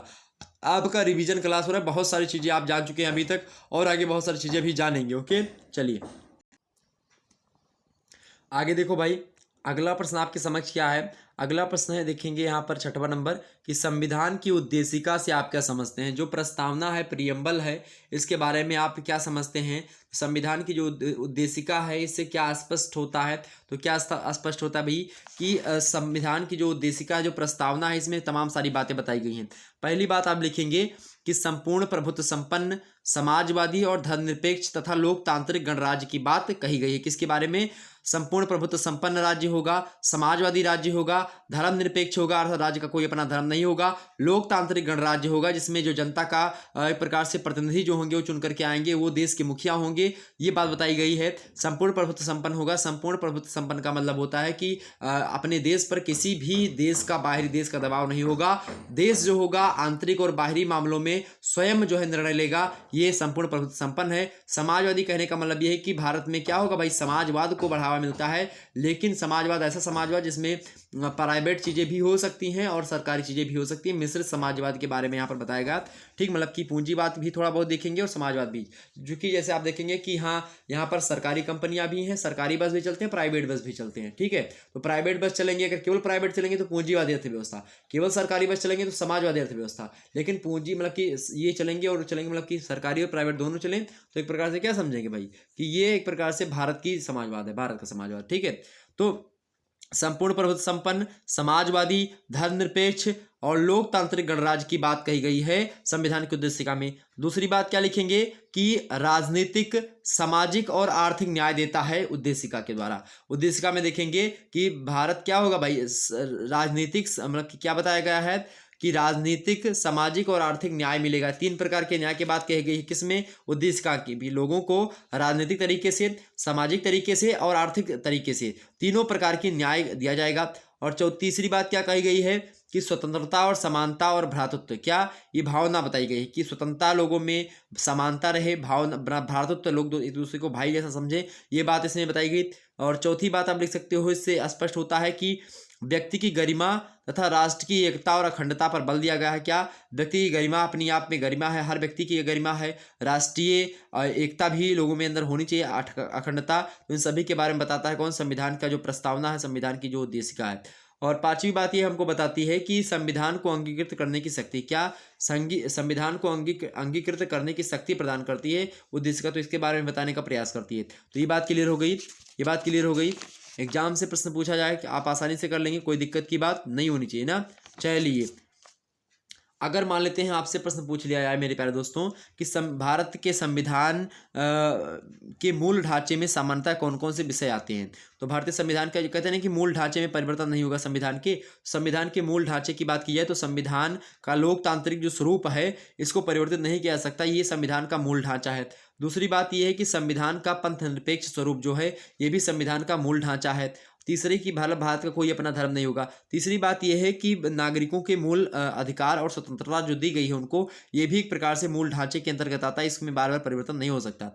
चौथी बात यह है कि लोकतंत्र मतलब कि लोकसभा तथा राज्य विधानसभाओं के जो वयस्क मताधिकार पर आधारित जो स्वतंत्र चुनाव हो, क्या बताएगा कि लोकसभा तथा राज्य विधानसभाओं के वयस्क मताधिकार पर आधारित जो स्वतंत्र चुनाव होते हैं ये भी एक प्रकार से क्या आते हैं, संविधान के मूल ढांचे के अंतर्गत आते हैं। और पांचवी चीज ये आती है मूल ढांचे के अंतर्गत कि न्यायपालिका स्वतंत्र है, अर्थात न्यायपालिका की स्वतंत्र मतलब कि न्यायपालिका की स्वतंत्रता भी किसके अंतर्गत आती है, तो वो भी आती है मेरे प्यारे दोस्तों संविधान के मूल ढांचे के अंतर्गत। ओके, तो कभी कभी यही एग्जाम्स में ऐसे प्रश्न पूछ ले आते हैं, तो इसलिए हमने आपको ये प्रश्न जो है पूछा आपसे। तो ये देखें, आगे बढ़ते हैं। अगला प्रश्न, अगला प्रश्न 7वां नंबर कि लोकसभा के अध्यक्ष की शक्तियों का उल्लेख कीजिए। और मैं इन सभी प्रश्नों के एक प्रकार से अगर ऐसे दीर्घ उत्तरीय प्रश्न इनसे पूछे जाएं तो भी आप लिख लें, लघु उत्तरीय पूछे जाएं तो भी लिख लें, और अति लघु उत्तरीय पूछे जाएं तो भी लिख लें।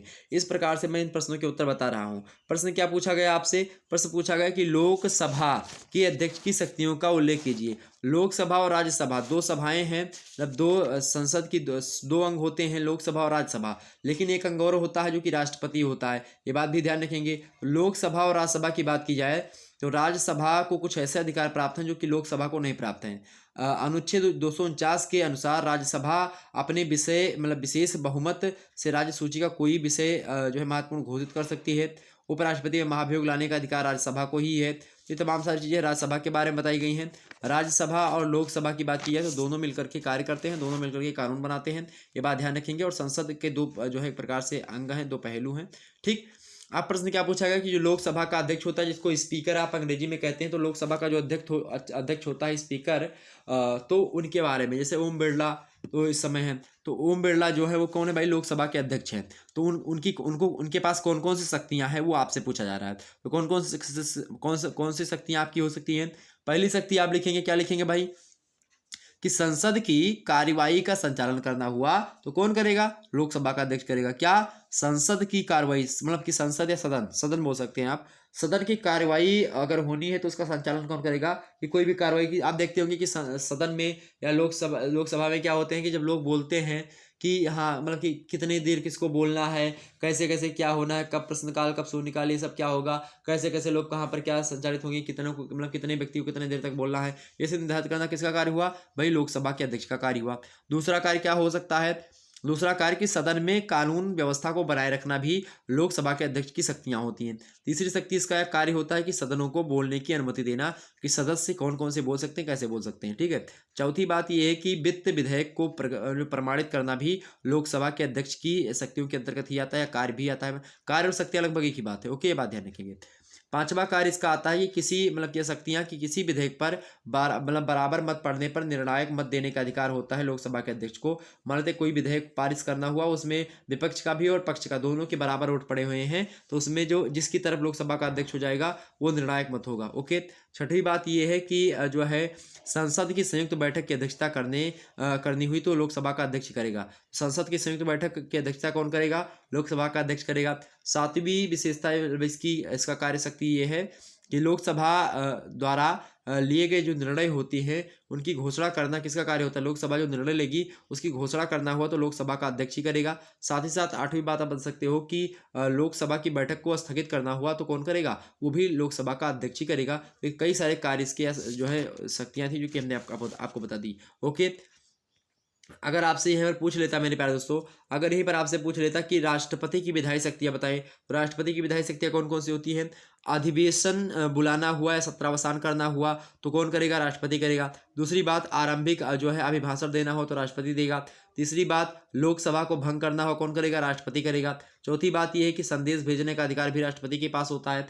पांचवी बात है कि सदस्यों को मनोनीत करने की शक्ति की जो 12 सदस्य विभिन्न क्षेत्रों से जो है संसद में भेजे जाते हैं लोकसभा में उनको या राज्यसभा में, तो उनको भेजने का अधिकार किसके पास होता है, राष्ट्रपति के पास होता है। छठवीं इनका जो शक्तियां होती हैं कि संसद के जो है समक्ष प्रतिवेदन रखना, ठीक है। सातवीं इनका जो कार्य शक्तियां होती हैं राष्ट्रपति की, वो वित्त विधेयक के लिए मंजूरी प्रदान करना मतलब कि मंजूरी देना भी राष्ट्रपति का कार्य होता है। आठवां कार्य होता है राष्ट्रपति का कि विधेयकों पर मंजूरी या निषेधाधिकार का कार्य मतलब कि इसका भी विशेषाधिकार या शक्तियां होती हैं, ठीक। और नौवां कार्य आप लिख सकते हो या शक्तियां लिख सकते हो राष्ट्रपति की कि विधेयकों पर मंजूरी या निषेधाधिकार भी किसी का होता है, तो इसी का होता है। नौवां कार्य क्या लिख सकते हो, नौवां कार्य अठवां कार्य तो यही हमने बताया था ना, विधेयकों पर मंजूरी या निषेधाधिकार। और नौवां कार्य हो सकता है कि राज्यपाल द्वारा सुरक्षित विधेयकों पर विचार करना भी इसका एक प्रकार शक्तियां होती हैं राष्ट्रपति की। और 10वीं शक्ति राष्ट्रपति की आप लिख सकते हो अध्यादेश जारी करने की शक्ति, ओके। तो ये आप थोड़ा सा रिवीजन कर लीजिए ताकि आपको कोई दिक्कत ना हो अगर ये भी प्रश्न पूछ लिया जाए, ओके। अगर आपसे पूछे प्रधानमंत्री की शक्तियां बताइए, प्रधानमंत्री भारत के प्रधानमंत्री की शक्तियां बताइए तो क्या बताएंगे, पहली शक्ति प्रधानमंत्री की लिखेंगे। पहली शक्ति प्रधानमंत्री की कौन सी हो गई भाई, कि मंत्रिपरिषद का निर्माण करना, ये पहली शक्ति। दूसरी शक्ति कौन सी हो सकती है, शक्ति या कार्य एक ही बात है, ठीक है, तो चाहे कार्य बोले चाहे शक्ति बोले एक ही बात लिखिएगा आप, ठीक। दूसरी बात क्या है भाई कि मंत्रियों के विभागों का वितरण एवं परिवर्तन करना हो तो कौन करेगा, प्रधानमंत्री करेगा। तीसरी बात ये है भाई कि मंत्रिपरिषद की बैठक की अध्यक्षता कौन करेगा, ये भी आपका प्रधानमंत्री करेगा। चौथी बात ये है कि राष्ट्रपति और मंत्रिपरिषद के मध्य संपर्क की कड़ी होती है कौन, प्रधानमंत्री आपकी, ओके। पांचवी बात यह है कि अधिवेशन बुलाने का, सत्रावसान करने की और सिफारिश मतलब ये सब अधिवेशन बुलाना हुआ या सत्रावसान करना हुआ तो ये करेगा कौन, राष्ट्रपति करेगा, लेकिन इसको सिफारिश कौन करेगा, तो राष्ट्रपति से सिफारिश करता है प्रधानमंत्री, तो उसकी सिफारिश पर राष्ट्रपति जो है इसको करता है, ओके। छठवीं बात यह है कि लोकसभा भंग करने की सिफारिश करना हुआ तो ये भी कौन करेगा, राष्ट्रपति से, तो ये प्रधानमंत्री ही करता है कि लोकसभा भंग होनी चाहिए, ठीक। सातवीं बात ये है भाई, सातवीं बात है कि वैदेशिक संबंधों का संचालन करना हो तो कौन करेगा, राष्ट्रपति करेगा। और आठवीं बात है कि मंत्रिपरिषद की बैठक बुलाना हो तो कौन बुलाएगा, सॉरी वैदेशिक संबंधों का संचालन करना हो, विदेशों का कोई संबंध है तो उसका संचालन करना हो तो प्रधानमंत्री करेगा। कौन करेगा, प्रधानमंत्री करेगा, राष्ट्रपति निकल गया था क्या, तो कौन करेगा भाई, प्रधानमंत्री करेगा आपका वैदेशिक संबंधों का संचालन। और आठवीं बात आप बता सकते हो कौन सी भाई, नौवीं बात बता सकते हो कि मंत्रिपरिषद की बैठक बुलाना हो तो कौन कौन बुलाएगा, मंत्रिपरिषद की बैठक बुलाना हो तो कौन बुलाएगा, तो भारत का प्रधानमंत्री बुलाएगा। क्लियर होगी बातें, सारी बातें समझ में आ गई होंगी। एग्जाम से प्रश्न पूछे आसानी से कर लेंगे ना, आसानी से कर लीजिएगा, ओके। चलिए आगे बढ़ते हैं और मुद्दों को हम समझने का प्रयास करते हैं। अगला प्रश्न आपके समक्ष है, देखिए भाई फटाफट से अगला प्रश्न देखने का प्रयास करेंगे सभी लोग। अगला प्रश्न देखिएगा सभी लोग, अगला प्रश्न देखिएगा, एग्जाम पॉइंट ऑफ व्यू से बहुत ज़्यादा महत्वपूर्ण है। अगला प्रश्न क्या है आपसे, अगला प्रश्न है कि क्या प्रश्न है देखेंगे सभी लोग कि राज्यपाल के क्या है, नहीं ये वाला नहीं होगा, ये है आपका, देखिए 8वां नंबर कि मंत्रिपरिषद का गठन करते समय किन किन बातों पर ध्यान रखना चाहिए। मंत्रिपरिषद का गठन करते समय किन किन बातों पर ध्यान रखना चाहिए, मोस्ट इंपोर्टेंट प्रश्न है। तो मंत्रिपरिषद का गठन करने पर तमाम सारी बातों का ध्यान रखना चाहिए। जैसे कि पहली बात कौन सी रख सकते हैं आप ध्यान में, तो मंत्रिपरिषद का जब भी गठन कोई व्यक्ति कर रहा हो तो उसको सबसे पहले विश्वास पात्र को स्थान देना चाहिए। किसको, जो कि उस पार्टी का जो है विश्वास पात्र हो कि हाँ अगर हमने इसको ये पद सौंपा है तो इसका कार्य सही तरीके से कर पाएगा, तो उसको मंत्री बनाया जाए। दूसरी बात क्या भाई, योग्य सदस्यों को स्थान दिया जाए जो उसकी योग्य हो। अर्थात जैसे मान लेते हैं कि कोई अगर इकोनॉमिक्स करे हुए अच्छे तरीके से पढ़ा हुआ हो तो उसको आर्थिक तंत्र का बता दिया जाए मंत्री। ठीक, तो ये चीज़ है। तीसरी बात कि प्रभावशाली व्यक्तियों को स्थान देना चाहिए जिनका प्रभावशाली व्यक्तित्व हो। चौथे, ऐसे व्यक्तियों को उसमें स्थान देना चाहिए जो कि गठबंधन में शामिल दलों को, मतलब कि जो गठबंधन में शामिल हैं, तो चूंकि आपके गठबंधन में वो शामिल हुए हैं, अगर आप लोग उनके जो है दल के किसी भी व्यक्ति को कोई मंत्री नहीं बनाओगे तो वो अगले बार जो है क्या हो जाएंगे, दूसरी पार्टी से संबंध रख लेंगे अपना। पांचवी बात होनी चाहिए आपकी कि जो है जाति, मतलब कि जाति को भी ध्यान रखना चाहिए। अगर मंत्रिपरिषद का गठन आप कर रहे हैं तो किस क्षेत्र में कौन सी जाति ज़्यादा है, उस क्षेत्र के अगर मंत्री मतलब उसका वोट बैंक आपको ज़्यादा मिला है तो उस जाति को भी, मतलब कि जाति को भी ध्यान में रख करके अगर बनाएंगे तो ज़्यादा आपको बेनिफिट होगी। छठवीं बात ये है कि भाई जो है धर्म को भी ध्यान में रख करके आपको मंत्रिपरिषद का गठन करना चाहिए। धर्म को भी ध्यान में रखें, किस प्रकार से किस धर्म के लोग हैं तो उसको किस प्रकार की मान्यता देनी चाहिए, मतलब कि कैसे कैसा क्या। सातवीं बात क्या होनी चाहिए भाई, सातवीं बात क्षेत्रीयता। क्षेत्रता के हिसाब से किस क्षेत्र में किस क्षेत्र को मतलब कि ज़्यादा व्यक्ति देखा है उसने, उसके हिसाब से जो है दिया जाना चाहिए मंत्रिपरिषद का गठन, मतलब कि मंत्री बनाना चाहिए उसको। और आठवीं बात हो सकती है आपका कि विभिन्न गुटों को स्थान देना चाहिए, अलग अलग गुटों को इसमें स्थान दिया जाए ताकि जो है सभी क्षेत्र से, सभी स्थान से जो है लोग आ सके और मंत्री बन सके और अच्छा कार्य कर सके। ओके, ये बात क्लियर हो गई आपकी। एग्जाम से ऐसे प्रश्न एग्जाम से बन सकते हैं तो इसीलिए हमने बता दिया आपको। आपसे कभी कभी प्रश्न पूछ सकता है मेरे प्यारे दोस्तों, कभी कभी प्रश्न पूछ सकता है कि राज्यपाल के पद के लिए क्या योग्यताएं होनी चाहिए। तो पहली योग्यता होनी चाहिए कि वह भारत का नागरिक हो। दूसरी योग्यता क्या होनी चाहिए राज्यपाल के लिए कि 35 साल की उम्र पूरी कर चुका हो। तीसरी योग्यता कि किसी लाभ के पद पर नहीं होना चाहिए। चौथी योग्यता क्या होनी चाहिए भाई कि संसद या विधानमंडल या मंत्रिपरिषद का सदस्य नहीं होना चाहिए उसको। किसका, संसद या विधानमंडल या मंत्रिपरिषद का सदस्य जो व्यक्ति नहीं होगा उसी को राज्यपाल नियुक्त करने की जो है नियुक्त किया जा सकता है। अगर मानते हैं तो राज्यपाल की नियुक्ति होने की तिथि से उससे पहले ही वो अपना स्थान खाली कर दे तो वो व्यक्ति राज्यपाल बन सकता है। ओके, ये बात ध्यान रखेंगे। राज्यपाल के कार्य पूछे आपसे तो क्या बताएंगे भाई, राज्यपाल के कई कार्य हैं। जैसे कि पहला कार्य होता है राज्यपाल का, एग्जाम से बन सकता है एग्जाम से प्रश्न, तो राज्यपाल का पहला कार्य होता है आपका जो है मुख्यमंत्री की नियुक्ति करना हो तो राज्यपाल करेगा। दूसरा कार्य क्या होता है भाई इसका, विधानमंडल का अधिवेशन बुलाना हुआ, विधानमंडल का अधिवेशन कौन बुलाएगा, राज्यपाल ही बुलाएगा। तीसरा कार्य क्या होता है, विधानसभा को भंग करना का कार्य हुआ तो कौन करेगा, राज्यपाल ही करेगा। चौथा कार्य क्या होता है, मंत्रिमंडल को अगर बर्खास्त करना हुआ तो कौन करेगा, तो ये राज्यपाल ही करेगा। पांचवी बात यह है कि राष्ट्रपति को राज्य की ताजा स्थिति से अवगत करवाना किसका कार्य है, तो राज्यपाल का ही कार्य कि ताजा ताजा अपडेट दे। ओके, छठवीं बात है किसकी, अपडेट राज्य के बारे में। छठवीं बात यह है कि विधान सभा अध्यक्ष को संदेश एवं निर्देश देना भी राज्यपाल का ही कार्य होता है। सातवां कार्य आप लिख सकते हो कि विधानसभा की कार्रवाई के लिए पर्यवेक्षक नियुक्त करने का कार्य कौन करता है, राज्यपाल ही करता है। ये बात आप ध्यान रखेंगे। ओके, और राज्यपाल की कई शक्तियां होती हैं, जैसे कि मुख्यमंत्री की नियुक्ति करना हो तो राज्यपाल ही करेगा, प्रधानमंत्री परिषद को भंग करना हो तो राज्यपाल करेगा, विधानसभा का अधिवेशन बुलाना हुआ, विधानसभा को भंग करना हुआ, राष्ट्रपति को राज्य की ताजा स्थिति से अवगत करवाना हुआ, ये तमाम सारे कार्य जो है होते किसकी, तो राज्यपाल ही करता है। ओके, ये बात ध्यान रखेंगे। ये आप अगर कार्य पूछे तो भी बताएंगे यही, और अगर शक्तियां पूछे तो भी आप यही बताएंगे। हर मामले में जो है यही चीज़ें होती हैं। ओके, क्लियर हो गई। और साथ ही साथ जो है कानून के विरुद्ध अपराध करने वाले व्यक्तियों को दंड को राज्यपाल कम कर सकता है, स्थगित भी कर सकता है। किसी व्यक्ति को कोई दंड मिला है तो वो स्थगित भी कर सकता है, राज्यपाल बदल भी सकता है और उसे क्षमा भी कर सकता है। मृत्युदंड को माफ करने का अधिकार राज्यपाल को नहीं प्राप्त है, केवल राष्ट्रपति को मृत्युदंड जो है माफ करने का अधिकार प्राप्त है। ये भी बात आप ध्यान रखेंगे। तो क्लियर होगी बातें, हमने आपको तमाम सारी चीज़ें बता दी। एग्जाम्स में आगे से ही प्रश्न एग्जाम से आते रहते हैं, ये बात आप ध्यान रखेंगे। ओके, और देखेंगे भाई अगला प्रश्न क्या बन सकता है आपसे, अगला प्रश्न आपसे क्या बन सकता है, फटाफट से देखने का प्रयास करेंगे। अगला प्रश्न क्या है भाई, अगला प्रश्न आपके समक्ष 9वां नंबर प्रश्न है कि उच्च न्यायालय का क्षेत्राधिकार बताइए। क्या प्रश्न है, उच्च न्यायालय का क्षेत्राधिकार बताइए। तो उच्च न्यायालय का क्षेत्राधिकार क्या होता है भाई, पहला क्षेत्राधिकार प्रारंभिक क्षेत्राधिकार, दूसरा क्या अपीलीय क्षेत्राधिकार हुआ तो इसी का कार्य है। तीसरा जो क्षेत्राधिकार इसका कौन सा लिखेंगे, जो है अंतरण संबंधी अधिकार। चौथा क्या, रिट निकालने का अधिकार भी उच्च न्यायालय का क्षेत्राधिकार के अंतर्गत आता है। पांचवा निरीक्षण मतलब कि सॉरी अधीक्षण क्षेत्राधिकार जो होता है वो भी उच्च न्यायालय के अंतर्गत ही आता है। ओके, क्लियर होगी बातें, ठीक। कभी कभी एग्जाम से प्रश्न पूछ ले कि न्यायपालिका की स्वतंत्रता के लिए क्या व्यवस्थाएं की गई हैं संविधान में। तो पहली बात व्यवस्था की गई है कि कार्यपालिका के द्वारा न्यायाधीशों की नियुक्ति होती है। दूसरी बात कि कार्यकाल और पद की सुरक्षा भी उनकी बनी हुई होती है। तीसरी बात क्या कि पर्याप्त वेतन एवं संसदीय नियंत्रण से युक्त रखा गया है। चौथी बात यह है कि कार्य प्रणाली के लिए नियम बनाने की शक्ति भी है। और पांचवी बात है कि अवकाश प्राप्ति के बाद वकालत पर प्रतिबंध लगा दिया गया है। तो ये सब न्यायपालिका की स्वतंत्रता के लिए व्यवस्थाएं की गई हैं। ओके, तो ये बात क्लियर हो गई। एग्जाम से ऐसे प्रश्न बन सकते हैं, तो हमने आपको सोचा कि बता दिया जाए। ओके, चलिए अगला प्रश्न आपके समझ जो है 10वां नंबर कि 1858 के भारतीय शासन अधिनियम में क्या व्यवस्था की गई थी। प्रश्न क्या है, बड़ा ही अच्छा प्रश्न है।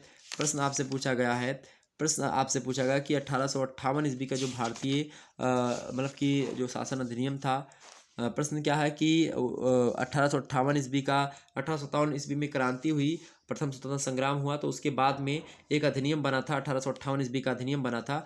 और उस अधिनियम की बात की जाए तो 1858 ईस्वी के अधिनियम के बाद में भारत शासन अधिनियम आया था 1858 में। तो उसके बाद में क्या व्यवस्था करी गई थी, तो उसमें बहुत सारी चीज़ें कर दी गई थी, उसी के बारे में आपसे प्रश्न पूछा जा रहा है। तो आप क्या बताएंगे भाई, क्या बताएंगे। 1858 ईस्वी में बताई गई बातें हम आपको बता दे रहे हैं। पहली बात कि 1858 में ये हुआ था कि अब ईस्ट इंडिया कंपनी के जो अभी तक ईस्ट इंडिया कंपनी भारत पर शासन कर रही थी, अब ईस्ट इंडिया कंपनी भारत पर शासन नहीं करेगी। अब शासन कौन किसका शासन किसके पास चला गया, ब्रिटिश क्राउन के पास चला गया। ब्रिटिश क्राउन करने का मतलब कि वहाँ की जो महारानी है वो अब सीधे तरीके से शासन करेंगी, वो अपने बंदे को भेजेंगी भारत में शासन करने के लिए। तो कंपनी के हाथों से राज छीन करके क्राउन के हाथों में चला जाता है। दूसरी बात ये थी कि 1858 के भारत शासन अधिनियम की कि भारत मंत्री पद की व्यवस्था की गई कि भारत का एक मंत्री होगा, उसके लिए एक पद की व्यवस्था की गई कि एक व्यक्ति जो होगा वो भारत मंत्री के पद पर रहेगा। ठीक, वो व्यवस्था की गई। तीसरी बात क्या की गई भाई, गवर्नर जनरल का नाम बदल दिया गया और गवर्नर जनरल को वायसराय क्या नाम दिया गया भाई, गवर्नर जनरल को वायसराय नाम दिया गया 1858 ईस्वी के बाद में। ओके, मतलब 1858 जो अधिनियम आया था उस अधिनियम के द्वारा। ओके, अच्छा आपसे पूछे 1857 की क्रांति के बाद में जो है क्या परिवर्तन हुए इस शासन व्यवस्था में या अधिनियम में, क्या परिवर्तन हुए, तो आप बता देंगे कि यही परिवर्तन जो मैं बता रहा हूँ। चाहे आपसे पूछे 1858 ईस्वी की जो भारतीय शासन अधिनियम था उसकी क्या व्यवस्था थी। ठीक, तो ये बताएंगे। चौथी व्यवस्था आप बता सकते हो भाई क्या, कि स्वतंत्रता संग्राम में शामिल सभी सदस्यों को क्षमादान, क्या स्वतंत्रता संग्राम में शामिल सभी जो है भारतीयों को क्षमादान जो है दिया गया भारतीय शासन अधिनियम 1858 के द्वारा। और पांचवी इसकी व्यवस्था ये थी कि द्वैध शासन की समाप्ति कर दी गई, कि जो 1919 वगैरह की जो द्वैध शासन प्रणाली थी उन सभी को समाप्त कर दिया गया किसमें, इसमें। ठीक है, 1858 के भारतीय शासन अधिनियम के द्वारा, सॉरी 1919 बोल दिया आपने, मतलब कि द्वैध शासन जो था वो जो पहले चल रहा था उसको समाप्त कर दिया गया 1858 ईस्वी के मतलब के द्वारा। द्वैध शासन की समाप्ति हुई, लेकिन बाद में चल करके फिर होगा द्वैध शासन आएगा तो दूसरे तरीके से द्वैध शासन होगा। ओके, ये बात आप ध्यान रखेंगे। तो क्लियर होगी बात इतनी। और अब हम आगे बढ़ते हैं और इस मुद्दों को हम समझने का प्रयास करते हैं और देखेंगे भाई। आपसे पूछेगा कि गांधी जी के द्वारा जो है असहयोग आंदोलन क्यों प्रारंभ किया गया था, तो असहयोग आंदोलन क्यों प्रारंभ किया गया था भाई, रौलट एक्ट के द्वारा, मतलब रौलट एक्ट का विरोध करना हुआ, जलियांवाला बाग हत्याकांड के परिणाम स्वरूप और खिलाफत का प्रश्न जो था उसके लिए असहयोग आंदोलन प्रारंभ किया गया था। ओके, आगे बढ़ते हैं। अगला प्रश्न, केवल 5 प्रश्न करने हैं, खंड बा है ये, लघु उत्तरीय टाइप के प्रश्न आएंगे आपको 200 शब्दों में आपको लिखना है। कितने शब्दों में भाई, 200 शब्दों में आपको लिखना पड़ेगा। ओके, आइए बात कर लेते हैं, थोड़ा शार्ट में मैं बताने का प्रयास करूंगा, बहुत ज़्यादा हमने आपको डीपली में पहले से समझा रखा है। ओके, प्रश्न क्या है देखिए, दूसरा नंबर प्रश्न क्या है, पहला प्रश्न आपके समक्ष है कि राष्ट्रीय आंदोलन के उदय के कारण बताइए। तो राष्ट्रीय आंदोलन के उदय के क्या कारण है भाई, राष्ट्रीय आंदोलन मतलब कि राष्ट्रीय आंदोलन का उदय क्यों हुआ, कैसे हुआ, तो बात की जाए तो भारत में राष्ट्रीय आंदोलन के उदय का उल्लेख सामान्य रूप से भारतीय राष्ट्रीय कांग्रेस की स्थापना से ही माना जाता है और इसे पट्टाभी सीतारमैया रमैया जो थे उन्होंने भी स्वीकार किया है। ठीक, पहला कारण हो सकता है भारतीय राष्ट्रीय मतलब कि राष्ट्रीय आंदोलन का उदय के कारण, पहला कारण कौन सा हो सकता है आपका, 1857 ईस्वी का स्वतंत्रता संग्राम जो हुआ था वो पहला कारण। दूसरा कारण क्या था भाई, दूसरा कारण राजनीतिक एकता की स्थापना। ठीक, तीसरा कारण क्या लिखेंगे, धार्मिक एवं सामाजिक पुनर्जागरण हुआ। ठीक, जो कि भारतीयों के बारे में जैसे दयानंद सरस्वती, एनी बेसेंट, रामकृष्ण परमहंस, स्वामी विवेकानंद, इन सभी जो है भारतीयों को भारत की महानता समझाने और पुनः स्थापित करने के लिए प्रोत्साहन दिया, ये हो सकता है। और चौथा कार्य क्या हो सकता है भाई, पाश्चात्य शिक्षा, पाश्चात्य शिक्षा के बारे में लोग जानते रहे और दुनिया के बारे में उन्होंने समझा जाना कि दुनिया में क्या चल रहा है, उसका निदान कैसे हुआ, तो ये भी राष्ट्रीय आंदोलन के उदय के कारक में आता है। पांचवा मुद्दा आपका आता है भाई, भारतीय समाचार पत्रों एवं साहित्य का विकास होने लगा। इसके कारण से क्या हुआ, लोगों के अंदर राष्ट्रवाद की भावना पनपी। छठी बात आप लिख सकते हो क्या, उच्च पदों से भारतीयों को अलग मतलब कि अलग रखने की नीति जब आई 1833।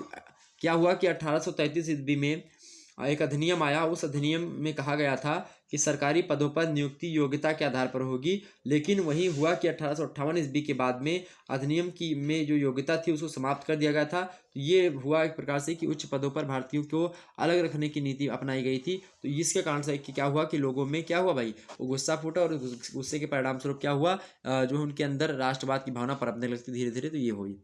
अगला प्रश्न, तीसरा नंबर प्रश्न देखेंगे। तीसरा नंबर प्रश्न है, कैबिनेट मिशन योजना में क्या प्रावधान किए गए थे। कैबिनेट मिशन योजना में क्या प्रावधान किए गए थे भाई, कैबिनेट मिशन जो योजना थी उसमें क्या प्रावधान किए गए, मोस्ट इंपॉर्टेंट प्रश्न है। कैबिनेट मिशन योजना में क्या प्रावधान किए गए। तो पहला प्रावधान क्या बात की कैबिनेट मिशन योजना की, तो है क्या, पहले इसको समझ लेते हैं। तो कैबिनेट मिशन योजना की बात की जाए तो 15 मार्च 1946 ईस्वी को ब्रिटेन के प्रधानमंत्री लॉर्ड एटली ने कॉमन सभा में घोषणा की।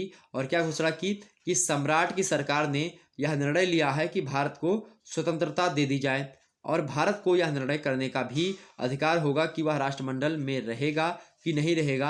अगर वो राष्ट्रमंडल का सदस्य बनना चाहता है तो बना रहेगा, अगर नहीं बनना है तो वो भी मना भी कर सकता है, कोई दिक्कत की बात नहीं। ठीक, तो ये बात बताई गई जो है वहाँ की जो कॉमन सभा होती है, जैसे अपने यहाँ पर संसद है उस ठीक उसी प्रकार से उसमें कॉमन सभा में बताई गई, जैसे लोकसभा में, तो ऐसे वहाँ पर कॉमन सभा है तो उसमें बताई गई।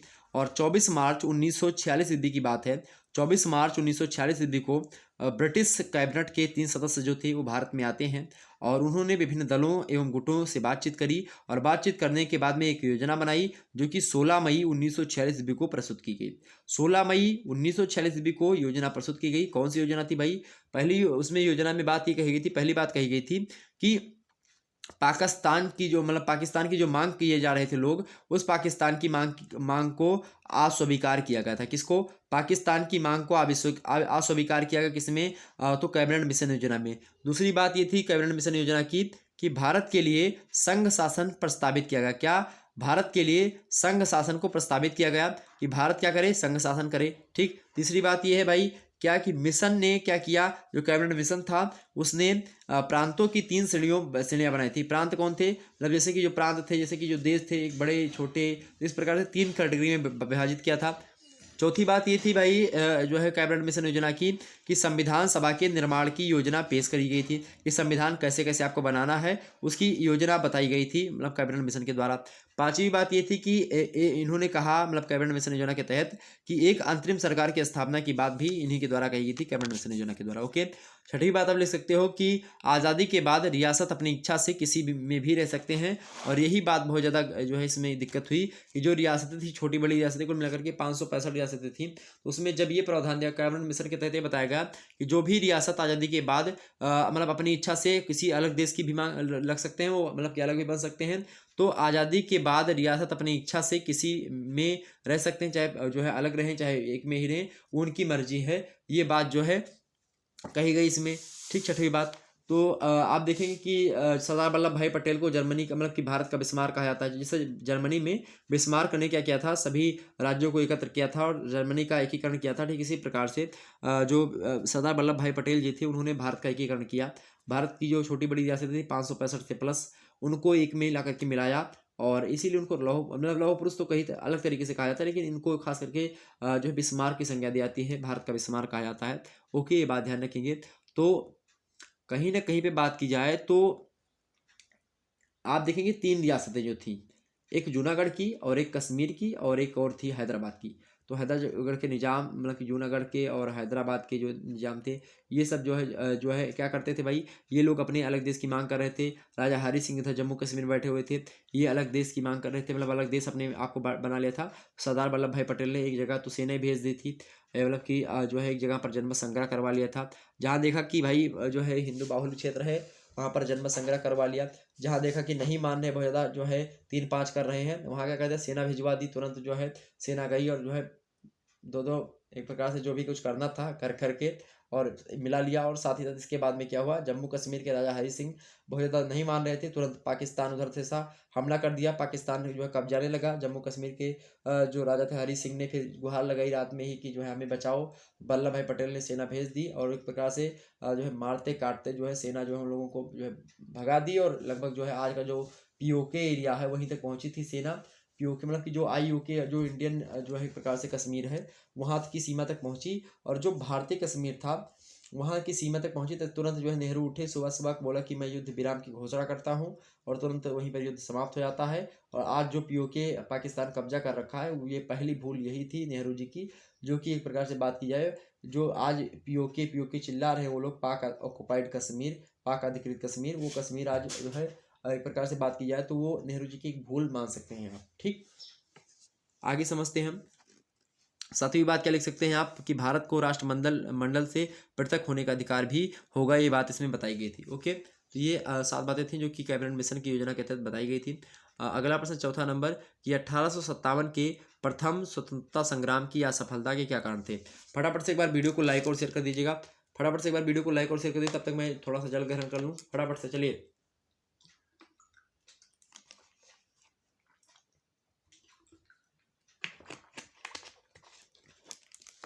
चलिए भाई, सभी लोग वीडियो को लाइक और शेयर करेंगे।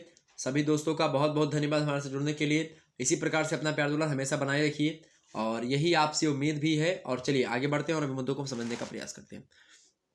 अगला प्रश्न है आपके समक्ष कि 1857 ईस्वी का प्रश्न क्या है भाई। प्रश्न आपका है कि 1857 ईस्वी की बात कही जा रही है यहाँ पर कि 1857 ईस्वी के जो प्रथम स्वतंत्रता संग्राम था। प्रश्न क्या है, 1858 के प्रथम स्वतंत्रता संग्राम की असफलता के क्या कारण थे। क्योंकि ये प्रथम स्वतंत्रता संग्राम जो था ये असफल रहा था तो इसके कई कारण थे और वही कारण आपसे पूछा जा रहा है कि क्या क्या कारण थे भाई। तो पहला कारण आप लिखेंगे, पहला कारण क्या था भाई इसका असफल होने का। पहला कारण आप लिखेंगे, हेडिंग मतलब कि लिखेंगे मतलब केवल ऐसे डाल दिए, पहला नंबरिंग करके लिखेंगे। पहला लिखेंगे कि 1857 का, और शुरुआत में आपको बता दें जब भी आप उत्तर लिखें तो आप शुरुआत से ही नंबरिंग करना प्रारंभ मत कर दें, पहले थोड़ा सा उसके बारे में लिख दें कि लिखेंगे कि भारत का पहला स्वतंत्रता संग्राम 1857 ईस्वी में हुआ, लेकिन यह आंदोलन असफल रहा और ये आंदोलन कुछ कारणों से असफल रहा जो कि कारण इस प्रकार से हैं। उसके बाद में फिर एक दो हेडिंग डाल करके ऐसे लिखें, ठीक है, ये ज़्यादा इफेक्टिव होगा आपका एग्जाम की दृष्टि से। तो पहली बात क्या है कि 1857 का जो स्वतंत्रता संग्राम था उससे पहले क्या था भाई। 1857 का स्वतंत्रता संग्राम पहले से 31 मई 1857 ईस्वी को होने के लिए निश्चित था, लेकिन हुआ क्या कि निर्धारित समय से पहले ही यह आंदोलन प्रारंभ हो जाता है। और प्रारंभ हो जाने के तदुपरांत क्या होता है कि भारत में पूरी, लेकिन मतलब कि भारत में पूरी तैयारी नहीं थी कि आज के दिन होगा, जिसके कारण से क्या हुआ कि आंदोलन को गति नहीं मिल पाई। जितना आंदोलन की जो रणनीति बनाई गई थी वो 2 दिन 3 दिन पहले मतलब बात की थी, लेकिन उससे पहले ही 31 मई 1857 ईस्वी की थी, लेकिन उससे पहले ही ये चीज़ें हो जाती, तो इसके कारण से लोग तैयार नहीं थे और अचानक में जो है क्रांति हो गई। दूसरी कारण ये था, दूसरा कारण कि अंग्रेजों की कूटनीतिक चाल से सभी राजा एकजुट नहीं हो पाए थे। कुछ रजवाड़े जो थे वो अंग्रेजों का ही साथ दे रहे थे। इसके परिणाम स्वरूप क्या हुआ कि 1857 का जो विद्रोह था, जो क्रांति थी, वो सही तरीके से सफल नहीं हो सकी। ठीक, तीसरी बात क्या भाई, तीसरी बात ये है कि तीसरा कारण ये था कि क्रांति का संचालन करने के लिए कोई एक केंद्रीय सत्ता नहीं थी जो कि संचालन कर सके। और कहते नहीं कि जो है एक जुलाहा बिना 900 मतलब कि एक जो है नाविक बिना 900 जुलाहा जो है वो बूढ़ मतलब कि एक प्रकार से क्या हो जाते हैं, जल में डूब जाते हैं। कहने मतलब ये समझ गए ना कि अगर एक नाव पर 900 जुलाहे बैठे हुए हैं, मतलब कि जुलाहे या फिर जो भी बोल दो कि मतलब कि एक नाव खेने वाला नहीं है, कोई नाव चलाने वाला कोई नहीं है और उस पर बहुत सारे व्यापारी बैठे हुए हैं, तो वो सब जो है डूब जाएंगे। ठीक, तो ये कहने का मतलब ये है कि अगर कोई आपका नेतृत्व करता नहीं है, ठीक, नेतृत्व आपको कोई नहीं कर रहा है तो आप बेकार ही हो जाएंगे, कोई इसमें दो राय नहीं है। तो यही चीज़ हुई इसके साथ 1857 की क्रांति के साथ कि क्रांति का संचालन करने के लिए कोई केंद्रीय संगठन या कोई केंद्र शक्ति नहीं थी, जिसके क्या हुआ, जिसके कारण से क्रांति को एक निर्विवाद और ओजस्वी जो नेतृत्व होना चाहिए था, मिलना चाहिए था, वो नहीं मिल सका। इसके परिणाम स्वरूप क्या हुआ, ये क्रांति असफल रही। चौथी बात ये थी भाई इस क्रांति का कि अंग्रेजों के विरुद्ध संघर्ष करने के लिए सैनिकों में कोई अनुशासन नहीं बन पाया, कि कैसे करना, क्या करना, कैसे तरीके से, जिसके कारण से क्या हुआ, उनमें संघर्ष जारी रहा, लोग आपस में ही कुछ मतलब जो है फुटमत भी थी, ये तमाम सारी चीज़ें। पांचवा कारण था भाई क्या, पांचवा कारण था कि भारतीय सैनिकों के पास साधनों का अभाव था, साधनों की कमी थी। अंग्रेजों की तुलना में उनके पास अस्त्र शस्त्र जो है काफ़ी पुराने थे, और जो थे वो एक प्रकार से कम मतलब कि चालूगीर थे, ये बात भी ध्यान रखेंगे। छठवीं जो अंतर ये था, इसमें लिखेंगे कि अंग्रेजों की तुलना में भारतीयों के पास सैनिक बहुत कम थे, और ये कारण था जो है एक प्रकार से बात की जाए इसके असफल होने का। तो क्लियर होगी बातें, क्लियर होगी, कोई दिक्कत की बात नहीं होनी चाहिए। ओके, चलिए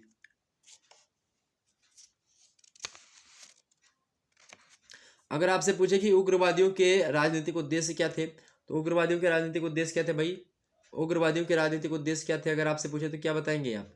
तो उग्रवादियों के राजनीतिक उद्देश्य क्या थे जानते हैं। उग्रवादी ब्रिटिश सरकार और उदारवादी दोनों के विरोधी थे, प्रबल विरोधी थे। और दूसरी बात की उदारवादी जो ब्रिटिश शासन को मतलब जो उदारवादी लोग थे वो ब्रिटिश शासन को अभिशाप समझते थे। उग्रवादी जो थे वो भारतीय संस्कृति एवं सभ्यता पर गर्व करते थे। उग्रवादियों की बात किया तो राष्ट्रीयता इनकी हिंदू धर्म से प्रेरित थी, और उग्रवादी ब्रिटिश सरकार की आलोचना करते हुए कहते थे कि यह केवल दबाव की भाषा जानती है, जो है ये मतलब जो ब्रिटिश सरकार है केवल दबाव की भाषा जानती है, हम लोग इनसे मांगेंगे तो हमको नहीं मिलेगा। ठीक, और उग्रवादी की बात किया तो आंदोलन को चलाने के लिए इन्होंने कई साधनों को अपनाया था, जैसे कि निष्क्रिय प्रतिरोध किया जाए, बहिष्कार, स्वदेशी, राष्ट्रीय शिक्षा, इन सभी को बढ़ावा दिया जाए। ओके, पाश्चात्य शिक्षा का विरोध किया जाए, तमाम सारी चीज़ें। ओके, आगे बढ़ते हैं और इन मुद्दों को हम समझने का प्रयास करते हैं। अगला प्रश्न आपके समक्ष है भाई, अगला प्रश्न है कि भारतीय संविधान के प्रमुख स्रोत बताइए। भारतीय संविधान के प्रमुख स्रोत आपसे पूछा रहा है, मोस्ट इंपोर्टेंट प्रश्न है, एग्जाम से में आ सकता है। स्रोत माने होता है कि भारतीय संविधान जो है उनमें जो चीज़ें ली गई हैं कहाँ कहाँ के संविधान से ली गई हैं। चूँकि भारतीय संविधान की बात की जाए तो ये एक प्रकार से कहा जाता है कि ये जो है नकली की है, मतलब कि विभिन्न देशों के संविधान में से कुछ कुछ बातें चुरा चुरा करके हम लोगों ने अपने में रखा है। चुरा करने का मतलब ये नहीं कि मतलब कि अलग अलग पहले देशों से किसी की चीज़ का हमको जो अच्छा लगा हमने वहाँ उसको रख लिया। जैसे कि बात की जाए ब्रिटेन के संविधान से, तो भारतीय संविधान में आप लिखेंगे पहले कि भारतीय संविधान के प्रमुख स्रोत इस प्रकार से हैं। उसमें लिखेंगे पहले कि ब्रिटेन के संविधान से, पहला लिखेंगे ब्रिटेन के संविधान से। उसमें लिखेंगे कि संविधान मतलब कि संसदीय शासन व्यवस्था जो है ब्रिटेन के संविधान से ली गई। उसके बाद में लोकसभा तथा विधानसभा के प्रतिमंडली जो मंत्रिमंडल है उसका सामूहिक उत्तरदायित्व भी यहीं से लिया गया है। राष्ट्रपति की औपचारिक स्थिति भी ब्रिटेन के संविधान से ली गई है। संसद एवं विधानमंडलों की प्रक्रिया और उनके सदस्यों की विशेष जो अधिकार होंगे और जो उनकी उन्मुक्तियां होंगी उन सभी के बारे में प्रावधान जो है ब्रिटेन के संविधान से लिए गए हैं। दूसरा जो है संयुक्त राज्य अमेरिका। संयुक्त राज्य अमेरिका की बात की जाए तो संयुक्त राज्य अमेरिका से क्या लिया गया भाई, संयुक्त, फटाफट से एक बार वीडियो को लाइक और शेयर करेंगे। संयुक्त राज्य अमेरिका की बात की जाए तो संयुक्त राज्य अमेरिका के संविधान से बात की जाए तो संघात्मक शासन प्रणाली ली गई है। और जो है 1789 ईस्वी की बात है उसमें संविधान लागू हुआ था भारतीय मतलब कि संयुक्त राज्य अमेरिका का। कब लागू हुआ, 1789 में। तो संघात्मक शासन प्रणाली ली गई है वहाँ से। मौलिक अधिकार यानी मौलिक अधिकार जो हैं ये संयुक्त राज्य अमेरिका से लिए गए हैं। स्वतंत्र एवं निष्पक्ष न्यायपालिका की व्यवस्था भी संयुक्त राज्य अमेरिका से ली गई है। न्यायिक पुनरावलोकन का सिद्धांत भी लिया गया है यहीं से, और उपराष्ट्रपति का पद भी संयुक्त राज्य अमेरिका से ही लिया गया है। तीसरा जो राज्य देश है आपका वो है फ्रांस। फ्रांस का संविधान जो कि 1946 में लागू हुआ करके, चौथा गणतंत्र। ओके, तो वहां से क्या क्या लिया गया भाई, गणतंत्रात्मक शासन व्यवस्था ली गई है फ्रांस के संविधान से। चौथा जो देश है आपका वो है कनाडा। कनाडा की बात की तो कनाडा का संविधान जो 1946 में ही लागू हुआ था, कनाडा का संविधान। और कनाडा के संविधान से बात की जाए तो संघ और राज्यों के मध्य शक्तियों का विभाजन, क्या संघ एवं राज्यों के मध्य में जो शक्ति है उनका विभाजन जो है कनाडा के संविधान से ही लिया गया है। ओके, और जो पांचवा आपका देश है वो है आयरलैंड। आयरलैंड का जब भी नाम हम लेते हैं तो आपके समक्ष आ जाता होगा कि 1937 में इसका संविधान लागू हुआ। 1937 ईस्वी के जो संविधान लागू हुआ आयरलैंड का, उससे हम लोगों ने क्या किया, राज्य के नीति निर्देशक तत्वों को लिया हमने। आयरलैंड के संविधान से हमने directive principles of state policy लिया है कि राज्य का कुछ उत्तरदायित्व होता है जनता के प्रति, तो वो हमने लिया कहाँ से, हमने लिया आयरलैंड के संविधान से। छठवां जो है आपका देश उसका क्या नाम है भाई, जर्मनी। जर्मनी के देश से हमने क्या लिया, जर्मनी के संविधान से 1933 में लागू हुआ था जर्मनी का संविधान। और जर्मनी के संविधान से हमने क्या लिया भाई, हमने जर्मनी के संविधान से आपातकालीन उपबंधों को लिया। किसको, आपातकालीन जो उपबंध है, ये राष्ट्रपति शासन वगैरह हुआ या भी जो मतलब कि जो वित्तीय आपातकाल या फिर इसी प्रकार से तमाम सारी जो आपातकाल की स्थिति है, ठीक, तो ये जो राष्ट्रीय आपातकाल, राष्ट्रपति शासन, ये सब जो हुआ लेना हुआ हमको कहाँ से लिया, हमने ये सब लिया है मेरे प्यारे दोस्तों जर्मनी के संविधान से। सातवां जो देश आपका लिख सकते हैं सोवियत संघ। सोवियत संघ कहने का मतलब कि रूस। और जब रूस का संविधान से हम लोगों ने लिया तो वो 1936 बी में लागू हुआ था संविधान। तो वहाँ से हमने किसको लिया, सोवियत संघ तभी था, वो सोवियत संघ ही था। ओके, तो सोवियत संघ ने हमने क्या लिया भाई, सोवियत संघ के संविधान से हमने क्या लिया है, मौलिक कर्तव्यों को लिया है। किसको, मूल कर्तव्यों के लिया है। मूल कर्तव्यों को लेकर के हमने जो है एक प्रश्न रखा होगा, अभी आगे चल करके हम उस पर उसको आपको बता देंगे कौन कौन मूल कर्तव्य कौन कौन से हैं। ओके, तो आप परेशान मत होइएगा। तो भारतीय संविधान में ये देखिए 7वां प्रश्न नहीं है मूल कर्तव्यों के बारे में। ठीक, तो मूल कर्तव्यों के भी मैं बता दूंगा कौन कौन से हैं। तो मूल कर्तव्य जो लिए गए हैं वो संयुक्त राज्य मतलब कि वहाँ से सोवियत संघ से लिए गए, रूस से लिए गए। ओके, रशिया के संविधान से।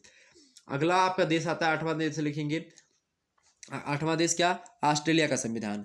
ऑस्ट्रेलिया का संविधान 1901 में लागू हुआ था और वहाँ से हमने समवर्ती सूची को रखा। किसको, समवर्ती को सूची को हमने जो संविधान में रखा। किसको, समवर्ती सूची को। ओके, बात की जाए जो 9वां देश आपका है वो है दक्षिण अफ्रीका। दक्षिण अफ्रीका के संविधान से हमने क्या लिया भाई, दक्षिण अफ्रीका के संविधान से हमने लिया है संविधान में संशोधन की जो प्रक्रिया होती है 368 अनुच्छेद में बताई गई है, जिसके बारे में अनुच्छेद 368 में संविधान संशोधन की प्रक्रिया के बारे में बताया गया है। और संविधान संशोधन की जो प्रक्रिया के बारे में बताया गया है वो लिया गया किसी के संविधान से, तो दक्षिण अफ्रीका के संविधान से। और अगला आपका आता 10वां देश, उसका नाम है जापान। जापान देश से हमने अनुच्छेद 21 की जो शब्दावलियां हैं, अनुच्छेद 21 जो कि मौलिक अधिकार है, और तो मौलिक अधिकार की जो शब्दावलियां हैं उन शब्दावलियों को हमने जापान के संविधान से लिया है। जबकि बात की जाए 11वां देश कौन सा है आपका, मतलब 11वां जो मुद्दा है आपका, 11वां जो स्रोत है इसका, भारतीय संविधान का सबसे बड़ा स्रोत माना जा सकता है, जो भारत शासन अधिनियम था ना, जो भारत शासन अधिनियम था आपका, भारतीय शासन अधिनियम 1935 का। कब का, 1935 का। 1935 के भारत शासन अधिनियम से केंद्र और राज्य के मध्य शक्तियों के वितरण की सूचियां जो ली गई हैं और लगभग 100 से अधिक संविधान मतलब कि संविधान के अनुच्छेदों को जो रखा गया है वो लगभग भारत शासन अधिनियम 1935 के लगभग 100 से अधिक अनुच्छेदों को रखा गया है। सबसे ज़्यादा किससे लिया गया भाई, तो भारत शासन अधिनियम के हिस्से ही लिया गया 1935 वाले से। ठीक, हूबहू रख दिए गए हैं, कुछ संशोधन कुछ में करेंगे, बाकी हूबहू है। ओके, अगला प्रश्न आप देख लेते हैं भाई। अगला प्रश्न क्या है, अगला प्रश्न देखने का प्रयास करें आप सभी लोग। अगला प्रश्न आपके समक्ष है कि भारतीय संविधान, क्या प्रश्न है देखिए सभी लोग, देखेंगे भारतीय संविधान के मुख्य लक्षण बताइए। भारतीय संविधान के मुख्य लक्षण बताइए, मोस्ट इंपॉर्टेंट प्रश्न है, एग्जाम पॉइंट ऑफ व्यू से आ सकता है एग्जाम्स में कि भारतीय संविधान के लक्षण क्या क्या भाई। तो लिखेंगे आप लक्षण, भारतीय संविधान के लक्षण क्या क्या है। पहला लक्षण आप लिखेंगे क्या, कि लोक प्रभुता पर आधारित संविधान है। कैसा है, जो है संप्रभुता पर, लोक प्रभुता पर आधारित है, अर्थात भारतीय संविधान लोकप्रिय संप्रभुता पर आधारित है। ठीक, और यह भारतीय जनता के द्वारा निर्मित संविधान है और इसमें अंतिम शक्ति जो है भारतीय जनता को ही प्रदान की गई है। संविधान की प्रस्तावना भी आप देखेंगे कहा गया है कि हम भारत के लोग, ठीक, ये बातें बताई गई हैं। ओके, तो ये मतलब कि लोक प्रभुता पर आधारित संविधान है, पहला लक्षण। दूसरा लक्षण क्या है भारतीय संविधान का, कि लिखित और सर्वव्यापक संविधान है। चूंकि भारत का संविधान कैसा है, लिखित संविधान है और सर्वव्यापक संविधान है। ओके, ये बात ध्यान रखेंगे, सभी चीजों के बारे में यहाँ पर बताया गया है, सर्वव्यापक है। ठीक, भारत संविधान में आप देखेंगे नागरिकता है, मौलिक अधिकार है, नीति तत्व हैं, अल्पसंख्यकों के बारे में कुछ बातें हैं, अनुसूचित जनजातियों के बारे में भी है, जनजातियों के बारे में भी बताया गया है। तो इन सभी चीजों का समावेश किया गया है। ठीक, तीसरा लक्षण यह है भारतीय संविधान का कि संपूर्ण प्रभुत्व संपन्न लोकतांत्रिक गणराज है। क्या, संपूर्ण प्रभुत्व संपन्न, अर्थात किसी भी देश का इस पर कोई दबाव नहीं है। ये आंतरिक और बाहरी मुद्दे, बाहरी जो मामले होंगे सभी पर भारत देश के जो प्रधानमंत्री होंगे उन्हीं का पूरा निर्णय होगा। मतलब ये कहने का मतलब है किसी भी देश का कोई दबाव नहीं है। ठीक, और लोकतांत्रिक गणराज का मतलब ये होता है, लोकतंत्र का मतलब कि जनता का जनता के द्वारा जनता के लिए शासन, अर्थात जनता ने चुना हो जिस प्रतिनिधि को वो शासन करे हम पर, तो वो होता है आपका लोकतंत्र। ओके, गणराज्य की बात किया है तो गणराज्य उस देश को कहते हैं जिस देश में जो मुखिया होता है देश का, जैसे कि राष्ट्रपति जो है अपने देश का मुखिया है। ठीक, प्रथम नागरिक भी राष्ट्रपति है, तो मुखिया वो है। अब उसका निर्धारण मतलब कौन करते हैं, हम लोग ही तो निर्वाचन करते हैं, आप नहीं करते हो। आप जो है जो राज्यसभा में, लोकसभा में या फिर जो विधानसभा में जो आपने लोगों को चुना है, विधायकों को, सांसदों को चुन करके भेजा है, ठीक है, एमपी एमएलए को भेजा है, वो लोग जो होंगे क्या करेंगे भाई, वो लोग चुनाव मतलब कि वो लोग देते हैं वोट राष्ट्रपति को। ठीक, तो वो बनते हैं। तो ऐसा देश जहाँ पर राज्य का मुखिया जनता के द्वारा चुना जाता है उसको हम गणराज्य कहते हैं, ये बात ध्यान रखेंगे। लोकतंत्र मतलब क्या होता है कि प्रधानमंत्री जो है जिस देश में, मतलब प्रधानमंत्री के हाथों में पूरी शक्तियां होती हैं। अर्थात प्रधानमंत्री कहने का लोकतंत्र मतलब कि जनता चुनाव होता है हर 5वें साल या 4 साल पर, वो चुनाव के द्वारा जनता जो होती है जिसको चाहती है उसको बनाती है, लोकतंत्र हो गया। ठीक, ये बात ध्यान रखेंगे। इसके विपरीत एक राजतंत्र होता है। राजतंत्र में बात की जाए तो राजा मुखिया होता है देश का। ठीक, चौथी बात, चौथा लक्षण क्या है संविधान का, इसके भारतीय संविधान का, कि समाजवादी राज्य है। कैसा? समाजवादी राज्य है। पांचवा लक्षण इसका यह है कि कठोर भी है भारतीय संविधान और लचीला भी है। समय पड़ने पर आप देखेंगे कानून दो प्रकार के होते हैं, एक साधारण कानून और एक संवैधानिक कानून। ठीक, तो ये कई प्रकार की दो चीज मतलब की। छठवा बात यह कि धर्मनिरपेक्ष राज्य की स्थापना जो है की गई है, तो ये भी एक लक्षण है। और सतवां लक्षण आप बता सकते हो कि एकात्मकता की ओर झुका हुआ संघात्मक शासन है। क्या? एकात्मकता हुआ मतलब कि एकात्मकता की ओर झुका हुआ संविधान मतलब कि संघात्मक शासन है, कि यहाँ पर संघ को ज्यादा शक्तियां प्रदान की गई हैं, राज्य को कम शक्तियां प्रदान की गई हैं। ओके, केंद्र के पास ज्यादा शक्तियां हैं। आठवीं विशेषता है भारतीय संविधान की, यह लक्षण है कौन सी, कि मतलब कि संसदात्मक शासन व्यवस्था कैसी है, संसदात्मक शासन व्यवस्था। यहाँ पर संसद है, व्यवस्थापिका, कार्यपालिका, इन सभी को आप देखेंगे तो इसमें दो दो सदन होते हैं, लोकसभा, राज्यसभा। और इसमें आप देखेंगे राज्य की विधान जो है मंडल में तो आपका विधानसभा, विधान परिषद भी है। ठीक, तो ये चीजें हैं। नौवीं बात है कि मौलिक अधिकार और मूल कर्तव्यों को भी इसमें रखा गया है। और 10वीं बात यह है, इसका लक्षण है भारतीय संविधान का, कि नीति निर्देशक तत्वों को भी रखा गया है। 11वीं इसका लक्षण आप लिख सकते हो क्या, कि स्वतंत्र एवं निष्पक्ष न्यायपालिका है यहाँ की, मतलब कि भारतीय संविधान में बताया गया उसके बारे में। और लक्षण इसका है भारतीय संविधान का, कि संसदीय प्रभुता और न्यायिक सर्वोच्चता में समन्वय स्थापित किया गया है। और आप लिख सकते हो जैसे कि 13वां लिख सकते हो क्या भाई, 13वां लिख सकते हो कि सांप्रदायिक प्रतिनिधित्व की समाप्ति भी बताई गई है। ओके, 14वां वयस्क मताधिकार की व्यवस्था की गई, कि वयस्क व्यक्ति ही जो है वोट डाल सकते हैं, चाहे 18 साल के हों, और जो मतलब 21 साल 18 साल, पहले 21 साल थी अब 18 साल हो गई है, ये चीज़ें। और 15वीं बात ये लिख सकते हो कि अल्पसंख्यक और पिछड़े वर्गों के कल्याण के लिए भी विशेष व्यवस्था की गई भारतीय संविधान में। और भी बातें आप विशेषता में लिख सकते हो कि एकल नागरिकता यहाँ की है। और भी लिख सकते हो आपकी जैसे सामाजिक समानता की स्थापना भी करी गई है, संकटकालीन उपबंध भी किए गए हैं भारतीय संविधान में। और लिख सकते हो कि कल्याणकारी राज्य की स्थापना का आदर्श भी भारतीय संविधान प्रस्तुत करता है। और लिख सकते हो कि एक राष्ट्र की व्यवस्था की गई है यहाँ पर। और लिख सकते हो कि ग्राम पंचायतों की भी व्यवस्था की गई है। और लिख सकते हो कि विश्व शांति का समर्थन भी भारत करता है, वसुधैव कुटुंबकम के पथ पर अग्रसर है। ओके, ये बात क्लियर हो गई। इतनी चीज आप लिख सकते हो, कोई दिक्कत की बात नहीं। दीर्घ उत्तरीय पूछा था, आसानी से कर देते इसको भी। अगला प्रश्न है 7वां नंबर प्रश्न है कि भारतीय नागरिकों को संविधान में दिए गए मौलिक कर्तव्यों पर प्रकाश डालिए। मतलब मौलिक कर्तव्यों के बारे में आपसे पूछा गया कि भारतीय संविधान में कौन कौन से मौलिक कर्तव्य दिए गए हैं। मौलिक कर्तव्यों की बात की जाए खास करके, तो मौलिक कर्तव्यों को मैं आपको बता रहा हूँ, आप लोग आसानी सुनने का प्रयास करेंगे। मौलिक कर्तव्य जो है कौन कौन से हैं भारतीय संविधान में, कौन कौन से बताए गए हैं, उनको आइए हम लोग देखते हैं। ठीक है, और देखते जानते हैं कि आखिरकार मौलिक कर्तव्य कौन कौन से आपके भारतीय संविधान में रखे गए हैं। और बड़े ही अच्छे होंगे जो भी रखे होंगे मौलिक कर्तव्यों के बारे में। मौलिक कर्तव्य पहले बात की जाए तो 10 ही थे, अब 11 कर दिए गए हैं। ये भी बात आप देखेंगे बड़ी अच्छी है मौलिक कर्तव्यों की, कि पहले कितनी संख्या में थे भाई। मौलिक कर्तव्य जो थे वो पहले आपकी 10 थे, लेकिन अब 11 हो गए हैं। खास करके बात की जाए मूल संविधान में तो नागरिक कर्तव्यों का उल्लेख पहले नहीं किया गया था, लेकिन बाद में 1976 ईस्वी में 42वां संविधान संशोधन होता है। और 42वें संविधान संशोधन के द्वारा भाग 4 में अनुच्छेद 51 के 51 का को शामिल किया गया, और 51 का जोड़ करके मूल कर्तव्यों को उसी 51 का के अनुच्छेद में रख दिया गया, और मूल कर्तव्यों को भाग 4 में जोड़ा गया है। ये बात भी ध्यान रखेंगे, लेकिन उसे मूल अधिकारों के साथ पढ़ा जाता है, ये बात आप भी ध्यान रखेंगे। तो मूल अधिकारों के साथ जो है पढ़ा जाता है, लेकिन मौलिक कर्तव्य जो है वो 4 में जोड़े गए हैं। ओके, ये बात ध्यान रखेंगे। तो ये मौलिक कर्तव्य कौन कौन से हैं, मतलब कि कुछ अगर आपको कोई अधिकार देगा तो आपसे कुछ कार्य करवाने के लिए भी कहेगा। मतलब कि जैसे आपके पिताजी हैं, आपके पिताजी ने आपको कुछ अधिकार दिए हैं। क्या अधिकार दिए हैं? आपको कुछ अधिकार दिए गए हैं कि आप मतलब कि कुछ अधिकार दिए हैं कि हाँ, आप उनके लड़के हो, आप उनकी खेती पाती में जो है जब बटेगा तो आपको आधा हिस्सा मिलेगा, या फिर मतलब कि कुछ भी मिलेगा, जो भी आप होंगे आप बराबर भाई में बटेगा। तो कहने का मतलब ये है कि जब आपको कुछ अधिकार मिलते हैं तो आपके पिताजी आपसे कुछ काम भी तो करवा सकते हैं ना। तो वही कार्य भारतीय संविधान भी कर रहा है, कि अगर आपको कुछ जो है अधिकार दे रहा है कि आप हर चीज़ का अधिकार प्राप्त किए हुए हो, तो आपको कुछ कर्तव्य भी करना होगा। पहला कर्तव्य क्या है भाई? कर्तव्य क्या लिखेंगे? पहला कर्तव्य मौलिक कर्तव्य क्या, कि संविधान, राष्ट्रध्वज और राष्ट्रगान का सम्मान करना पहला कर्तव्य है लोगों का। दूसरा कर्तव्य क्या है? स्वतंत्रता संग्राम के पावन आदर्शों का अनुसरण करना। तीसरा कार्य क्या है भाई? ये आप देखेंगे कि जो किताब आपकी होती थी पहले कक्षा 6, 7, 8 की, आप देखेंगे उसमें पीछे दफ्ती पर जो है आप देखेंगे तो उसमें लिखा हुआ मिलेगा आपको जो है मौलिक कर्तव्यों के बारे में। तीसरा मौलिक कर्तव्य क्या है? कि संप्रभुता, एकता एवं अखंडता को प्रोत्साहन दें। चौथा जो मौलिक कर्तव्य आपका है वो कौन सा है? देश की रक्षा करें।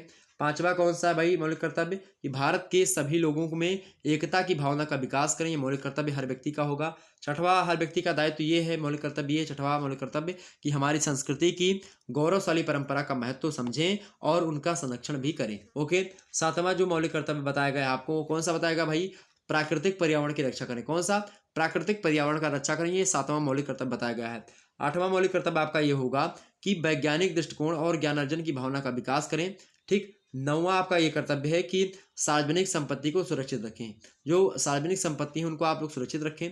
और दसवां जो मौलिक अधिकार है वो है कि व्यक्तिगत एवं सामूहिक गतिविधियों के सभी क्षेत्रों में उत्कर्ष की ओर बढ़ने का सतत प्रयास करें, सस्टेनेबल डेवलपमेंट की ओर अग्रसर हों, ऐसा 10वां मौलिक कर्तव्य है। और 11वां मौलिक कर्तव्य आपका जोड़ा गया है, 11वां मौलिक कर्तव्य जोड़ा गया, 86वां संविधान संशोधन हुआ 2002 में, और उसके द्वारा भारतीय संविधान में एक 11वां मौलिक कर्तव्य भी जोड़ दिया गया है। उसके तहत बताया गया है कि राज्य के मतलब कि देश के जितने भी आपके जो गार्जियन हैं, जो व्यक्ति हैं, उनका एक कर्तव्य होगा कि वो अपने छात्र छात्राओं को, अपने बच्चों को, प्रत्येक व्यक्ति है, प्रत्येक माता पिता अपने 6 से 14 वर्ष के छात्र छात्राओं को एक प्रकार से निःशुल्क शिक्षा प्राप्त करने के लिए प्राइमरी पाठशाला जो है उसमें भेजने का प्रयास करेंगे। तो ये आपका 11वां मौलिक कर्तव्य है कि जो है मतलब चाहे कहीं पर भेजें, चाहे वो प्राइमरी पाठशाला में भेजें, चाहे वो प्राइवेट पढ़वाए, कर्तव्य ये है कि प्रत्येक जो है माता पिता का कर्तव्य होगा कि वो अपने 6 से 14 साल के बच्चों को जो है शिक्षा उपलब्ध करवाए, शिक्षा के लिए उनके उपबंध करें, ये बात ध्यान रखेंगे। ओके,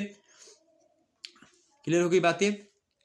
और नीति निषेध तत्वों के तहत बताया गया कि जो राज्य होगा उसको ये उपबंध करना पड़ेगा कि वो अपने देश मतलब कि अपने राज्य में 6 से 14 वर्ष के बच्चों को निःशुल्क शिक्षा उपलब्ध करवाएगा, ये है। ठीक, तो क्लियर हो गई बातें, ये क्लियर हो गई बातें, निश्चित तौर पर आपकी सारी बातें क्लियर हो गई होंगी।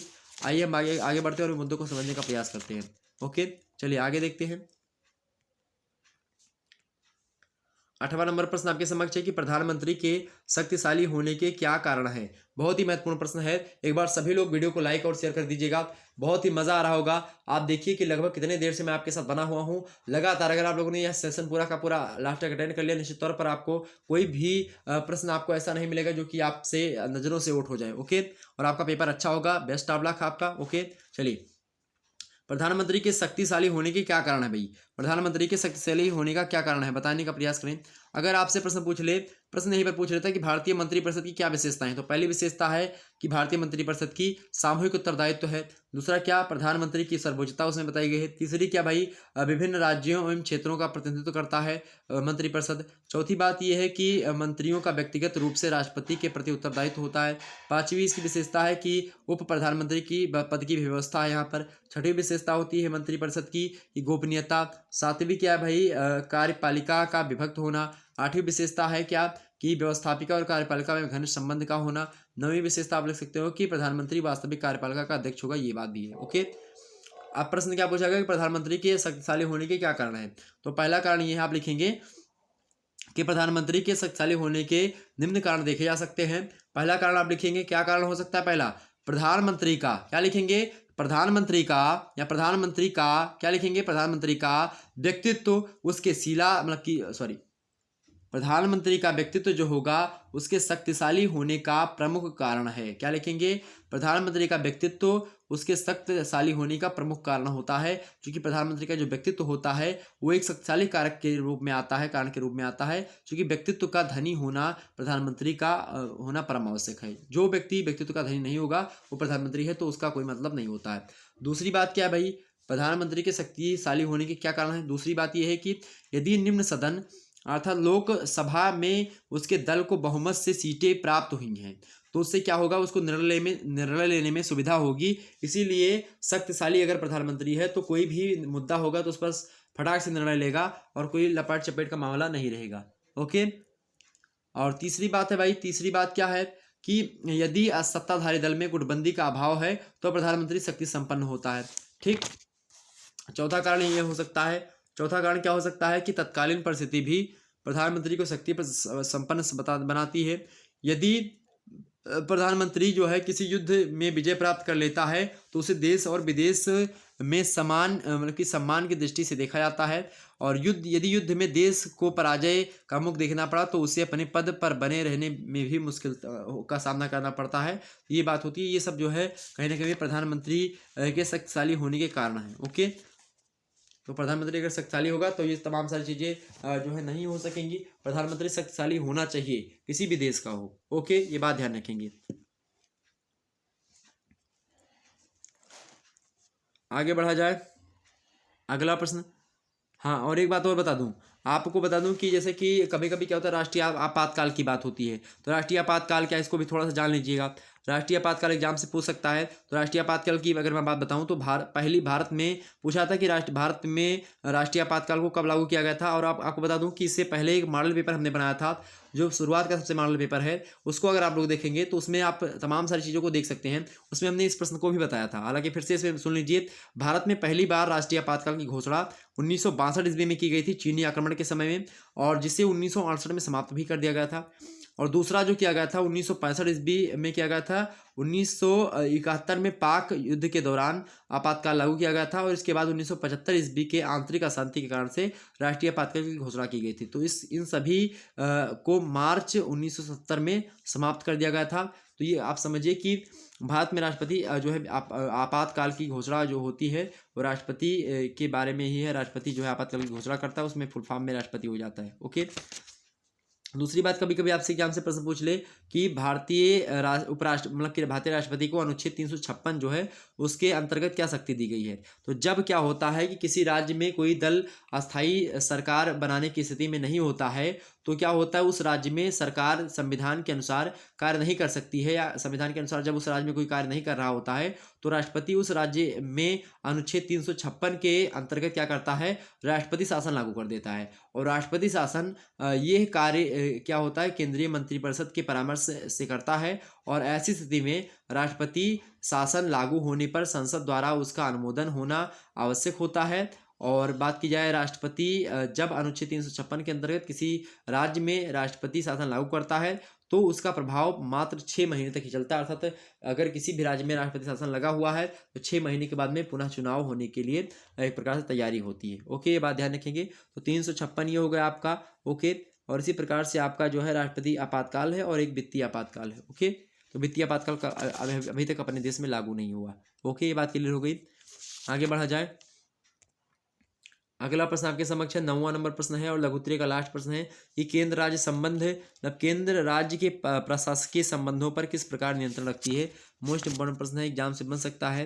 प्रश्न क्या है भाई, प्रश्न आपसे पूछा गया है, प्रश्न आपसे पूछा गया मेरे प्यारे दोस्तों, प्रश्न क्या पूछा गया है, प्रश्न आपसे पूछा गया, फटाफट से देखने का प्रयास करें जितने भी लोग देख रहे हैं, और वीडियो को लाइक और शेयर जरूर कर दीजिएगा।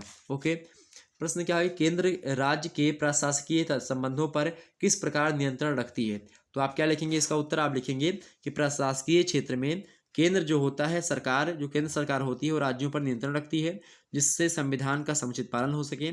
और निम्न उपायों के द्वारा केंद्र राज्य सरकारों पर नियंत्रण स्थापित करना चाहती है। कौन से कारण हैं उनको मैं आपको बताने का प्रयास करता हूँ, और क्यों रखती है, इसके कई रीजन हैं, और किन संबंधों पर रखती है। देखते हैं, पहला हेडिंग डालेंगे, मतलब पहला लिखेंगे, क्या लिखेंगे कि केंद्र सरकार राज्य सरकारों को निर्देश दे सकती है जिससे केंद्रीय कानूनों का समुचित पालन हो सके। दूसरी बात क्या है भाई कि केंद्र जो है अपनी कोई भी शक्ति राज्य सरकार को सौंप सकती है, और राज्य सरकार केंद्र को भी अपनी शक्ति हस्तांतरित कर सकती है। इसके अतिरिक्त राज्य की किसी भी शक्ति को केंद्र अपने पास ले सकती है, ये भी अधिकार है। तो राज्य का मतलब कि केंद्र जो है किसी भी अपनी शक्ति को राज्य को सौंप सकता है। राज्य चाहे तो अपनी शक्ति है तो केंद्र को दे सकता है। अगर मान लेते राज्य चाहे मतलब केंद्र चाहे तो राज्य से कोई शक्ति ले भी सकता है, ये भी अधिकार केंद्र को प्राप्त है। अर्थात केंद्र जो है शक्तिशाली है। तो केंद्र और राज्य का संबंध तीसरा ये है कि राज्यों के मध्य नदी पानी के बंटवारे को लेकर के यदि कोई विवाद होता है मान लेते हैं तो केंद्र सरकार उसके लिए कानून बना सकती है। चौथी बात यह है कि राज्यों के आपसी विवादों को खत्म करने के लिए राष्ट्रपति कोई परिषद बना सकता है। पांचवी बात यह है भाई क्या, पांचवी बात यह है कि राष्ट्रपति राज्यों में केंद्रीय कानूनों को समुचित पालन करने के लिए कराने के उद्देश्य से राज्यपाल की नियुक्ति करता है, जो राष्ट्रपति के अभिकर्ता के रूप में कार्य करता है। छठवीं बात क्या हो सकती है कि संघ सरकार राज्य सूची के किसी भी विषय पर कानून बना सकती है, ये बात ध्यान रखेंगे। तो संघ सूची बहुत ज़्यादा पावरफुल है, संघ सरकार ज़्यादा पावरफुल है। संघ सूची जो है राज्य सूची में जो विषय शामिल है अगर चाहे तो उसके विषय पर भी कानून बना सकती है, ये बात भी ध्यान रखेंगे। अगर जो समवर्ती सूची में विषय है उस पर राज्य सरकार और कानून मतलब कि केंद्र सरकार दोनों विषय मतलब कि दोनों उन विषयों पर कानून बना सकती हैं। लेकिन मान लेते राज्य सरकार भी कोई कानून बनाई और केंद्र सरकार भी कोई कानून बनाई किसी एक मुद्दे पर, तो होगा क्या, जो केंद्र सरकार का कानून होगा वो ज़्यादा मान्य होगा, और जो उच्च न्यायालय मतलब कि जो राज्य का कानून होगा वो मतलब कि मान्य नहीं होगा, तो केंद्र वाला ज़्यादा मान्य होगा। ओके, सातवीं इन दोनों का संबंध ये है कि किसी भी राज्य की सीमा में परिवर्तन करने का अधिकार किसके पास है, केंद्र सरकार को ही दिया गया है, राज्य सरकार को नहीं दिया गया। तो ये कई कारण थे जो कि मतलब कि कई संबंध है जो कि केंद्र राज्य के प्रशासकीय संबंधों पर किस प्रकार नियंत्रण रखती है। तो केंद्र चूंकि रखती है, राज्य के प्रशासकीय संबंधों पर केंद्र सरकार पूर्ण नियंत्रण रखती है। इसके बारे में हमने कई चीज़ें आपको बता दी। ओके, क्लियर होगी बातें, निश्चित तौर पर आपके सारे डाउट्स क्लियर हुए होंगे। ओके, आगे देखते हैं। केवल 2 प्रश्न करने हैं खंड 7 से 50 मतलब 5 शब्दों में आपको इसके उत्तर लिखने हैं। आपको बता दें, अब इसके जो उत्तर हैं आपको हमारे वीडियो में मिल जाएंगे। पहला दूसरा वीडियो मेरा जो होगा उसमें हमने इस प्रश्न का उत्तर बताया है, उन सामाजिक एवं धार्मिक कारणों का विश्लेषण कीजिए जिन्होंने राष्ट्रवाद के विकास को में योगदान दिया है। तो अभी शुरुआत का हमने जो आपका उत्तर बताया था, शुरुआत में हमने आपको उत्तर बताया था एक जो है राष्ट्रवाद के उदय के कारण बताए थे, तो उसको हमने आपको समझा दिए थे। तो क्लियर हो गए, ये वही चीज़ हो गई, राष्ट्रवाद के उदय के कारण से ये वही होगा। ठीक, चाहे आप लिखेंगे इसमें कई कारण हो, जैसे कि यातायात और औद्योगिक विकास, जाति प्रथा का निर्बल पड़ना, या प्राचीन प्रथाएं एवं सामाजिक सुधार, प्रशासकीय क्षेत्र, सार्वजनिक क्षेत्र, इन सभी के द्वारा जो है क्या होता है भाई, इन सभी पहले वीडियो में हमने इसको समझा दिया, आप लोग देख लीजिएगा, इस प्रश्न का उत्तर मिल जाएगा। अगला अगर चैप्टर 1 के नाम से अवेलेबल है, चैप्टर 1 BA प्रथम सेमेस्टर पॉलिटिकल साइंस। ओके, अगला प्रश्न 11वां नंबर, भारतीय नागरिकों को दिए गए मौलिक अधिकारों का वर्णन कीजिए। भारतीय नागरिकों को दिए गए मौलिक अधिकारों का वर्णन कीजिए। मौलिक अधिकारों के बारे में हमने आपको बता दिया था पहले से ही, मौलिक अधिकारों के बारे में हमने आपको पहले से बता दिया। मौलिक अधिकार जो है अनुच्छेद 36 से लेकर के अनुच्छेद 51 तक, मतलब कि सॉरी अनुच्छेद 12 से लेकर के अनुच्छेद 35 तक जो है भारतीय संविधान में मौलिक अधिकारों की व्यवस्था की गई, ये बात आप ध्यान रखेंगे। और भाग 3 में की गई है, मैग्ना कार्टा कहा जाता है भाग 3 को, ये बात भी ध्यान रखेंगे। और कई चीज़ें हैं जैसे कि धार्मिक जो पहला जो मौलिक अधिकार है वो समानता का अधिकार, और आपको बता दूं ये सारे के सारे अधिकार मौलिक अधिकार जो भारतीय संविधान में रखे गए अमेरिका के संविधान से लिए गए हैं। ठीक है, पहला अधिकार जो है समानता का अधिकार, अनुच्छेद 14 से लेकर के अनुच्छेद 18 तक भारतीय संविधान में किसका अधिकार है भाई, समानता का अधिकार है। दूसरा जो अधिकार है वो स्वतंत्रता का अधिकार है, अनुच्छेद 19 से लेकर के अनुच्छेद 22 तक का जो अधिकार है ये स्वतंत्रता का अधिकार है। और तीसरा जो मौलिक अधिकार है वो आपका कौन सा, शोषण के विरुद्ध अधिकार, तीसरा शोषण के विरुद्ध अधिकार जो कि अनुच्छेद 23 से लेकर के अनुच्छेद 24 तक है, 23 से 24 तक शोषण के विरुद्ध अधिकार है। अनुच्छेद मतलब कि जो चौथा मौलिक अधिकार है वो कौन सा है आपका, चौथा है भाई धार्मिक स्वतंत्रता का अधिकार, जो कि अनुच्छेद 25 से लेकर के अनुच्छेद 28 तक जो है शामिल किया गया भारतीय संविधान में। और बात की जाए जो आपका 5वां मौलिक अधिकार है उसका नाम क्या है, उसका नाम है संस्कृति और शिक्षा संबंधी अधिकार, जो कि अनुच्छेद 29 से लेकर के अनुच्छेद 30 तक जो है शामिल किए गए हैं। बात की जाए 6वां मौलिक अधिकार की, तो वो है संवैधानिक उपचारों का अधिकार, जिसके बारे में हमने अभी आगे चल करके पहले वीडियो में बता चुके हैं। संवैधानिक उपचारों का अधिकार को वो अनुच्छेद 32 में कहा गया है। अनुच्छेद 32 को संविधान की आत्मा भी डॉक्टर भीमराव अम्बेडकर ने कहा है। उसमें बंदी प्रत्यक्षीकरण, परमादेश, प्रतिषेध, उत्प्रेषण और अधिकार परीक्षा जैसे लेखों के बारे में बताया गया है, ये बात आप ध्यान रखेंगे। ओके, क्लियर होगी बातें। और स्वतंत्रता के अधिकार में अनुच्छेद 14 की बात की जाए तो कानून के समक्ष स्वतंत्रता की बात अनुच्छेद 14 में कही गई है। अनुच्छेद 15 में आप देखेंगे मतलब कि सामाजिक समानता की बात की गई है कि धर्म, जाति, लिंग, जन्मस्थान इन सभी के आधार पर कोई भेदभाव नहीं किया जाएगा। ओके, ये बात ध्यान रखेंगे। अनुच्छेद 16 में अवसर की समानता की बात कही गई है। अनुच्छेद 17 में वही बात की जाए तो अस्पृश्यता के बारे में बताया गया है, अस्पृश्यता का अंत किया गया है। और अनुच्छेद बात की जाए जो 18 है आपका, उसमें उपाधियों के बारे में, उपाधियों का अंत किया गया है। उसके अंदर स्वतंत्रता का जो अधिकार है, स्वतंत्रता के अधिकार 19 से लेकर के 22 तक हैं। और उसमें जो है विचार अभिव्यक्ति की स्वतंत्रता दी गई है, और अस्त्र शस्त्र रहित सम्मेलन करने की स्वतंत्रता हो गई। समुदाय और संघ बनाने का निर्माण हुआ, अनुच्छेद 19 के A, B, C इन सब में दी गई है। ओके, भ्रमण करने की स्वतंत्रता, कहीं पर आप किसी भी देश में घूम सकते हैं, मतलब कि भारत की सीमा के अंतर्गत आप कहीं पर घूम सकते हैं। ठीक है, निवास कर सकते हैं कहीं पर व्यवसाय कर सकते हैं। ठीक, और तीसरा जो मौलिक अधिकार आपका है शोषण के विरुद्ध अधिकार, उसमें बात की जाए तो 23 से 24 में रखा गया था। अनुच्छेद 23 में कहा गया कि मनुष्य के क्रय विक्रय और बेगार श्रम पर रोक लगाई गई अनुच्छेद 23 के तहत। अनुच्छेद 24 में बताया गया है कि बाल श्रम का निषेध किया गया है। ठीक है, और मतलब कि बालकों से श्रम नहीं करवाया जाएगा। ओके, और मनुष्य को बेचा नहीं जाएगा 23 में। 24 में बाल श्रम पर निषेध। और उसके बाद में अनुच्छेद जो 25 है उसमें धार्मिक स्वतंत्रता का अधिकार बताया गया है। ठीक है, अनुच्छेद 25 में किसके बारे में कहा गया, अनुच्छेद 25 में कहा गया है कि धार्मिक आचरण और प्रचार की स्वतंत्रता, मतलब कि कोई भी धर्म आप प्रचार कर सकते हैं, किसी भी धर्म को मान सकते हैं। और जो उसके बाद में बताया गया अनुच्छेद 26 में, अनुच्छेद 26 की बात की जाए तो धार्मिक कार्यों के प्रबंध की स्वतंत्रता दी गई यहाँ पर। और अनुच्छेद 27 में तो धर्म विशेष की उन्नति के लिए जो है कर देने या फिर ना देने की स्वतंत्रता दी गई है। और अगली बात है कि जो है अनुच्छेद जो अगला है 28, उसमें कहा गया है कि शिक्षण संस्थानों में या संस्थाओं में धार्मिक शिक्षा प्राप्त करने या ना करने की स्वतंत्रता के बारे में बताया गया है। तो रिवीजन के तौर पर मैं बता रहा हूँ आपको। वैसे मौलिक अधिकार आपको पता होंगे, अगर आप कोई कंपटीशन की तैयारी कर रहे होंगे तो उसमें मौलिक अधिकार ही पढ़ाया जाता है, बहुत ज़्यादा अधिक मात्रा में एग्जाम से प्रश्न भी आते हैं। और मेरी एनर्जी भी लगभग अब समाप्ति होती जा रही है, तो इसलिए मैं थोड़ी तेज़ी से आपको बता दिया हूँ। तो कोई दिक्कत की बात नहीं, बड़ा सहज है, कोई दिक्कत की बात नहीं उसमें, एक बार देख लीजिएगा। बाकी हमने बता दिया आपको। 5वां जो मौलिक अधिकार आपका है वो संस्कृति और शिक्षा संबंधित अधिकार है, अनुच्छेद 29 और 30। ओके, तो अनुच्छेद 29 में बताया गया है कि अल्पसंख्यक वर्ग के हितों को संरक्षण दिया जाएगा। और अनुच्छेद 23 में बताया गया है कि अल्पसंख्यकों को अपनी शिक्षण संस्थाओं की स्थापना करना हुआ या प्रशासन करना हुआ तो उसका अधिकार उनके पास रखा गया है। तो ये 2 मौलिक अधिकार हैं जो कि अल्पसंख्यकों के लिए खास करके हैं। ओके, इसीलिए इनको अल्पसंख्यक का अधिकार भी कहा जाता है। 6वां जो अधिकार है वो मौलिक संवैधानिक उपचारों का अधिकार है, अनुच्छेद 32 में, जो कि हमने आपको बता दिया था, बंदी, प्रतिक्षेपण, परमादेश, प्रतिषेध, उत्प्रेषण और अधिकार अपेक्षा के बारे में। ओके, तो क्लियर होगी बातें। तो ये आपका दो प्रश्न हो गए। अब 12वां प्रश्न आपके समक्ष है, भारतीय राष्ट्रपति की निर्वाचन पद्धति पर संक्षिप्त टिप्पणी लिखिए। मोस्ट इंपोर्टेंट प्रश्न एग्जाम्स में आएगा, इसको आप लोग पढ़ लीजिएगा। भारतीय राष्ट्रपति की निर्वाचन पद्धति के बारे में, एकल संक्रमणीय मत पद्धति के द्वारा इसका चुनाव होता है। ठीक है, ये बात ध्यान रखें राष्ट्रपति का। और बड़ी ही अच्छी बात की जाए तो राष्ट्रपति के बारे में, राष्ट्रपति के कार्य वगैरह के बारे में हमने आपको बता ही दिया था। तो निश्चित तौर पर आप आसानी से इन सभी को राष्ट्रपति के निर्वाचन में कौन कौन भाग लेता है, तो राष्ट्रपति वही व्यक्ति बन सकता है। सबसे पहले इसकी योग्यता क्या होती है राष्ट्रपति बनने की? सबसे पहली बात कि भारत का नागरिक जो व्यक्ति होगा वही राष्ट्रपति बन सकेगा। दूसरी बात, 35 साल का हो जाना चाहिए। राज्यपाल और राष्ट्रपति के लिए समान योग्यताएं हैं। 35 साल की एज पूरी कर चुका हो, लोकसभा का सदस्य होने की योग्यता रखता हो राष्ट्रपति। और चौथी बात यह है कि भारत सरकार या राज्य सरकार के अधीन किसी लाभ के पद पर नहीं होना चाहिए। ओके, ध्यान रखेंगे। उपराष्ट्रपति, मंत्री एवं राज्यपाल राष्ट्रपति पद के लिए निर्वाचित हो सकते हैं, लेकिन राष्ट्रपति पद पर निर्वाचित होने की तिथि से उनका पूर्व रिक्त स्थान मतलब कि उनका रिक्त स्थान माना जाएगा। मतलब कि उपराष्ट्रपति, मंत्री और राज्यपाल ये सभी राष्ट्रपति पद के लिए निर्वाचित हो सकते हैं। ओके, ये बात ध्यान रखेंगे। राष्ट्रपति पद का निर्वाचन जो होता है किसके द्वारा होता है, तो संसद के दोनों सदनों के जो निर्वाचित सदस्य होते हैं वो वोट देते हैं। दूसरे वे वोट देते हैं जो कि राज्य विधानसभाओं से निर्वाचित सदस्य होते हैं वो वोट देते हैं। तीसरे वे वोट देते हैं इनमें कि जो संघीय प्रदेशों के राज्य विधानसभाओं के निर्वाचित सदस्य होते हैं। ओके, ये सब वोट देते हैं। क्लियर होगी बातें? आगे देखते हैं। 13वां नंबर प्रश्न आपके समक्ष है। 13वां नंबर प्रश्न है आपका,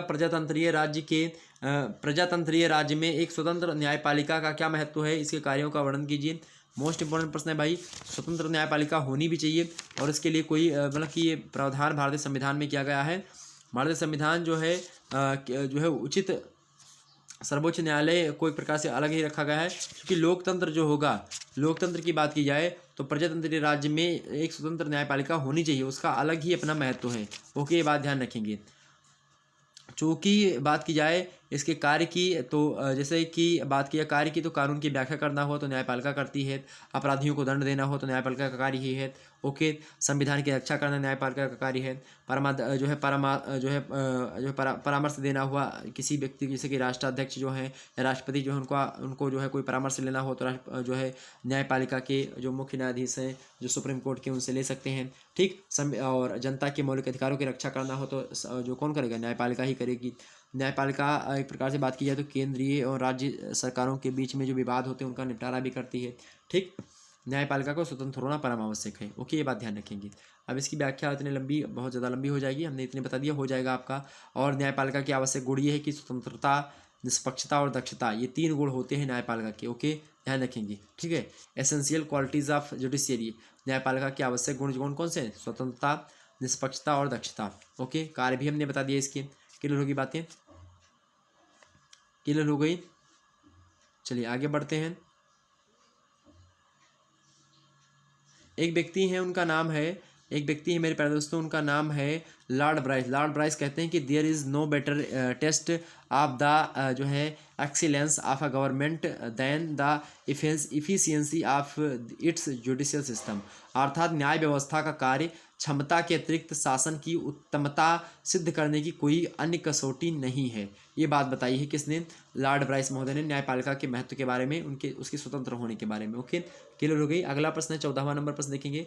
14वां नंबर प्रश्न आपके समक्ष है, लास्ट प्रश्न, हालांकि 4 ही प्रश्न आपके पूछे जाएंगे आपकी परीक्षा में, उनमें से केवल 2 करने होंगे, ये बात ध्यान रखेंगे। एक प्रश्न का उत्तर आपको 5 शब्दों में लिखना होगा, ये बात ध्यान रखेंगे, और एक प्रश्न का उत्तर लिखेंगे तो आपको 10 नंबर मिलेगा, इस प्रकार के दीर्घ उत्तरीय के। और लघु उत्तरीय प्रश्नों के उत्तर आपको 7 नंबर मिलेंगे, और अति लघु उत्तरीय के नंबर आपको एक प्रश्न के 2 नंबर मिलेंगे। ओके, 14वां नंबर प्रश्न है कि भारत में केंद्र राज्य संबंध, मतलब कि भारत में केंद्र राज्य संबंधों को रेखांकित कीजिए। मोस्ट इंपॉर्टेंट प्रश्न है। तो भारत में केंद्र राज्य संबंध को रेखांकित करने के लिए प्रश्न पूछा गया है। एग्जाम पॉइंट ऑफ व्यू से ये प्रश्न बहुत ज़्यादा महत्वपूर्ण है। ओके, ये बात ध्यान रखेंगे। प्रश्न क्या है? प्रश्न आपका है कि भारत में केंद्र राज्य संबंधों को रेखांकित कीजिए। या प्रश्न पूछा जाए कि केंद्र राज्य संबंधों का वर्णन कीजिए, तो आप बता सकते हैं आसानी से। तो इसमें कई संबंध है। पहला संबंध जैसे विधायी संबंध हुआ तो भी है, जैसे कि अनुच्छेद 245 से 255 तक के बारे में इसमें बताया गया। ठीक, और दूसरी बात, दूसरा संबंध क्या हुआ कि प्रशासकीय कानून, जैसे कि 256 से 263 तक, इसमें भी संबंध है दोनों में। और तीसरी बात यह है कि वित्तीय संबंध में, मतलब वित्तीय संबंध भी राज्य और केंद्र के बीच में संबंध है, अनुच्छेद 264 से 293 तक। और केंद्र राज्य संबंधों पर कि केंद्र राज्य संबंधों पर समिति का भी सुझाव है। ठीक, तो ये बात तमाम सारी सरकारी आयोग का भी सुझाव दिया गया केंद्र राज्य संबंधों के बारे में लेकर के, कि संविधान में कोई बड़ा परिवर्तन ना किया जाए, केवल उसका समुचित पालन कराया जाए। ये सब बताएगा केंद्र राज्य संबंधों के बारे में। और केंद्र की राज्यों की अपेक्षा, मतलब कि केंद्र को राज्यों की अपेक्षा अधिक शक्तिशाली होना चाहिए, या केंद्र, मतलब कि या देश के हित में होना चाहिए। अगर आपसे एग्जाम से प्रश्न पूछे कि सरकारी आयोग का सुझाव बताइए, केंद्र राज्य संबंधों पर सरकारी आयोग के सुझाव को बताइए, तो क्या बताएंगे? तीसरा सुझाव बता दीजिएगा कि आयोग ने कहा कि केंद्र राज्य के बीच में अगर कोई विवाद होता है तो उसका मतलब विवाद के कारण राज्यपाल रहे हैं, क्योंकि राज्यपाल केंद्र की विरोधी राज्य, मतलब कि केंद्र की विरोधी राज्य सरकार को गिरने का प्रयास कराता है, मतलब गिराने का प्रयास करता है। इसीलिए राज्यपाल की नियुक्ति करने का, मतलब करते समय संबंधित राज्य के मुख्यमंत्री से परामर्श लेकर के ही की जानी चाहिए। चौथी बात यह है कि कहा गया कि अनुच्छेद 356 का प्रयोग किसी समय राज्य में अंतिम विकल्प के रूप में किया जाना चाहिए। पांचवी बात यह है कि अनुच्छेद 263 के अनुसार एक अंतर्राज्यीय परिषद का गठन किया जाना चाहिए, जिसमें प्रधानमंत्री और उसके मंत्रिमंडल जो हैं उसके सभी सदस्यों तथा सभी राज्यों के मुख्यमंत्री इसके सदस्य हों। ये बात इसमें बताई गई सरकारी आयोग में। छठी बात बताई गई सरकारी आयोग के द्वारा कि योजना आयोग के विशेषज्ञों की समिति बनाई जाए। सातवीं चीज़ है केंद्र संबंधों को समझने के लिए, सातवीं बात की केंद्र राज्य के आर्थिक साधनों का विवरण, मतलब वितरण राष्ट्रीय आर्थिक विकास परिषद के रूप में देखा जाए। आठवीं बात बताई कि जो है किसी भी राज्य के में सेना उसके परामर्श से भेजी जानी चाहिए, राज्य के प्रधान, मतलब कि मुख्यमंत्री से पूछ ली जानी चाहिए। नवीं बात हो सकती है कि निम्न सदन में बहुमत प्राप्त व्यक्ति को ही राज्यपाल द्वारा मुख्यमंत्री पद पर नियुक्त किया जाना चाहिए। और 10वीं बात ये होनी चाहिए कि राज्यपाल की नियुक्ति पुनः उसी पद पर नहीं होनी चाहिए। तो इससे ये तमाम सारी चीज़ें ध्यान में रखते हुए अगर चलेंगे तो केंद्र और राज्य का संबंध जो होगा अच्छे तरीके से बना रहेगा। ओके, ये बात क्लियर हो गई? क्लियर होगी बात इतनी? तो ये सारे के सारे प्रश्न एग्जाम पॉइंट ऑफ व्यू से बहुत ज़्यादा महत्वपूर्ण थे। अब आपको बता दूं, जिनके शिक्षा शास्त्र की परीक्षा होने वाली है, शिक्षा शास्त्र वाले व्यक्ति लिखित मॉडल पेपर अगर देखना चाहते हैं तो ये वीडियो देख लीजिएगा, अवेलेबल है पहले से यूट्यूब चैनल पर, इसको देख लीजिएगा। हालांकि मैं और भी देने का प्रयास करूंगा, जैसे जैसे आपकी परीक्षा आएगी एक आध मॉडल पेपर और दे दूंगा, लेकिन इसको देख लीजिएगा, बहुत ज़्यादा महत्वपूर्ण है। और उसके बाद में आप देख ऐसे ही प्रश्न एग्जाम से आएंगे, ये बात ध्यान रखेंगे, इन प्रश्नों को देख लीजिएगा। और इनकी समाजशास्त्र की परीक्षा लगी हुई है वो ये वीडियो देख लीजिएगा, ये भी मोस्ट इंपॉर्टेंट है, लिखित मॉडल पेपर है समाजशास्त्र का, इसमें भी हमने बताया खूब अच्छे तरीके से। ओके, क्लियर होगी बातें? फिर मिलते हैं नेक्स्ट वीडियो में, तब तक के लिए जय हिंद जय भारत। आप सभी को बहुत बहुत धन्यवाद हमारे साथ जुड़ने के लिए। इसी प्रकार से अपना प्यार दुलार हमेशा बनाए रखिएगा। और आपको बता दूं, आपकी परीक्षा के लिए बेस्ट ऑफ लक, बहुत बहुत धन्यवाद आपको। और इसी प्रकार से परीक्षा में अपना नाम करते रहें और आगे बढ़ते रहें, और शुक्ला स्टडी पॉइंट का नाम गर्व से ऊंचा रखें। और हमेशा आप लोग ये बात ध्यान रखिएगा कि आप ही हो जो टॉप कर सकते हो, आपके अलावा कोई दूसरा प्राणी पैदा नहीं हुआ है। ऐसा जब भी आप सोच करके चलेंगे तभी आप आगे बढ़ पाएंगे। मतलब अपने आपको समझो, अपने अंदर जो बैठा हुआ है उसको पहचानो, और अपने आप की जो अंदर दबी हुई जो प्रतिभा है उस प्रतिभा को बाहर निकालने का प्रयास करो। और जिस दिन आप लोगों ने ऐसा कर लिया, निश्चित तौर पर सफलता के मार्ग में कोई बाधा उत्पन्न नहीं होगी। और जब भी आप किसी सफलता के मार्ग में जाते हैं तो बाधाएं बहुत सारी आती हैं, और जिस भी आप किसी भी अच्छे कार्य को करने में लगेंगे तो बाधाएं बहुत सारी आएंगी। उन सभी बाधाओं का डट करके सामना करते हुए आपको अपनी मंजिल तक पहुंचना है। आपके निगाह में वो बाधाएं नहीं खटकनी चाहिए, आपके निगाह में आपका लक्ष्य खटकना चाहिए, आपका नंबर खटकना चाहिए, आपके एग्जाम्स में आपको टॉप करना है, ये आपके माइंड में चलना चाहिए मेरे प्यारे दोस्तों। ना कि मार्ग में कौन सी बाधाएं आ रही, पढ़ते समय कितनी नींद आ रही है, हमको याद नहीं हो रहा, ये सब आप बिल्कुल टेंशन मत लो। बस केवल आप पढ़ते जाओ, आप ध्यान रखो कि आप टॉप करने वाले हैं, उस दृष्टि से आप पढ़ते जाइएगा। निश्चित तौर पर सफल आप ही ही होंगे, आपके ही अच्छे अंक प्राप्त होंगे। चलिए फिर मिलते हैं नेक्स्ट वीडियो में, तब तक के लिए जय हिंद जय भारत। उससे पहले बता दूं, सभी लोग वीडियो को लाइक कर दीजिएगा। चैनल पर जो व्यक्ति नए आए हैं, इसी प्रकार से हर एक सब्जेक्ट की वीडियो मैं आपको देता रहता हूँ। आप लोग जो है इस चैनल से जुड़ करके अच्छी से अच्छी तैयारी कर सकते हैं। सेकंड सेमेस्टर थर्ड सेमेस्टर में जाएंगे, आपको और भी अच्छे तरीके से करने देने का प्रयास करूंगा। ओके, मिलते हैं फिर नेक्स्ट वीडियो में, तब तक के लिए जय हिंद जय भारत। आप सभी को बहुत बहुत धन्यवाद हमारे से जुड़ने के लिए। इसी प्रकार से अपना प्यार दुलार हमेशा बनाए रखिएगा और यही आपसे उम्मीद करता हूँ। धन्यवाद आप सभी का, बहुत बहुत धन्यवाद मेरे प्यारे दोस्तों, बहुत बहुत धन्यवाद। Best of luck all of you.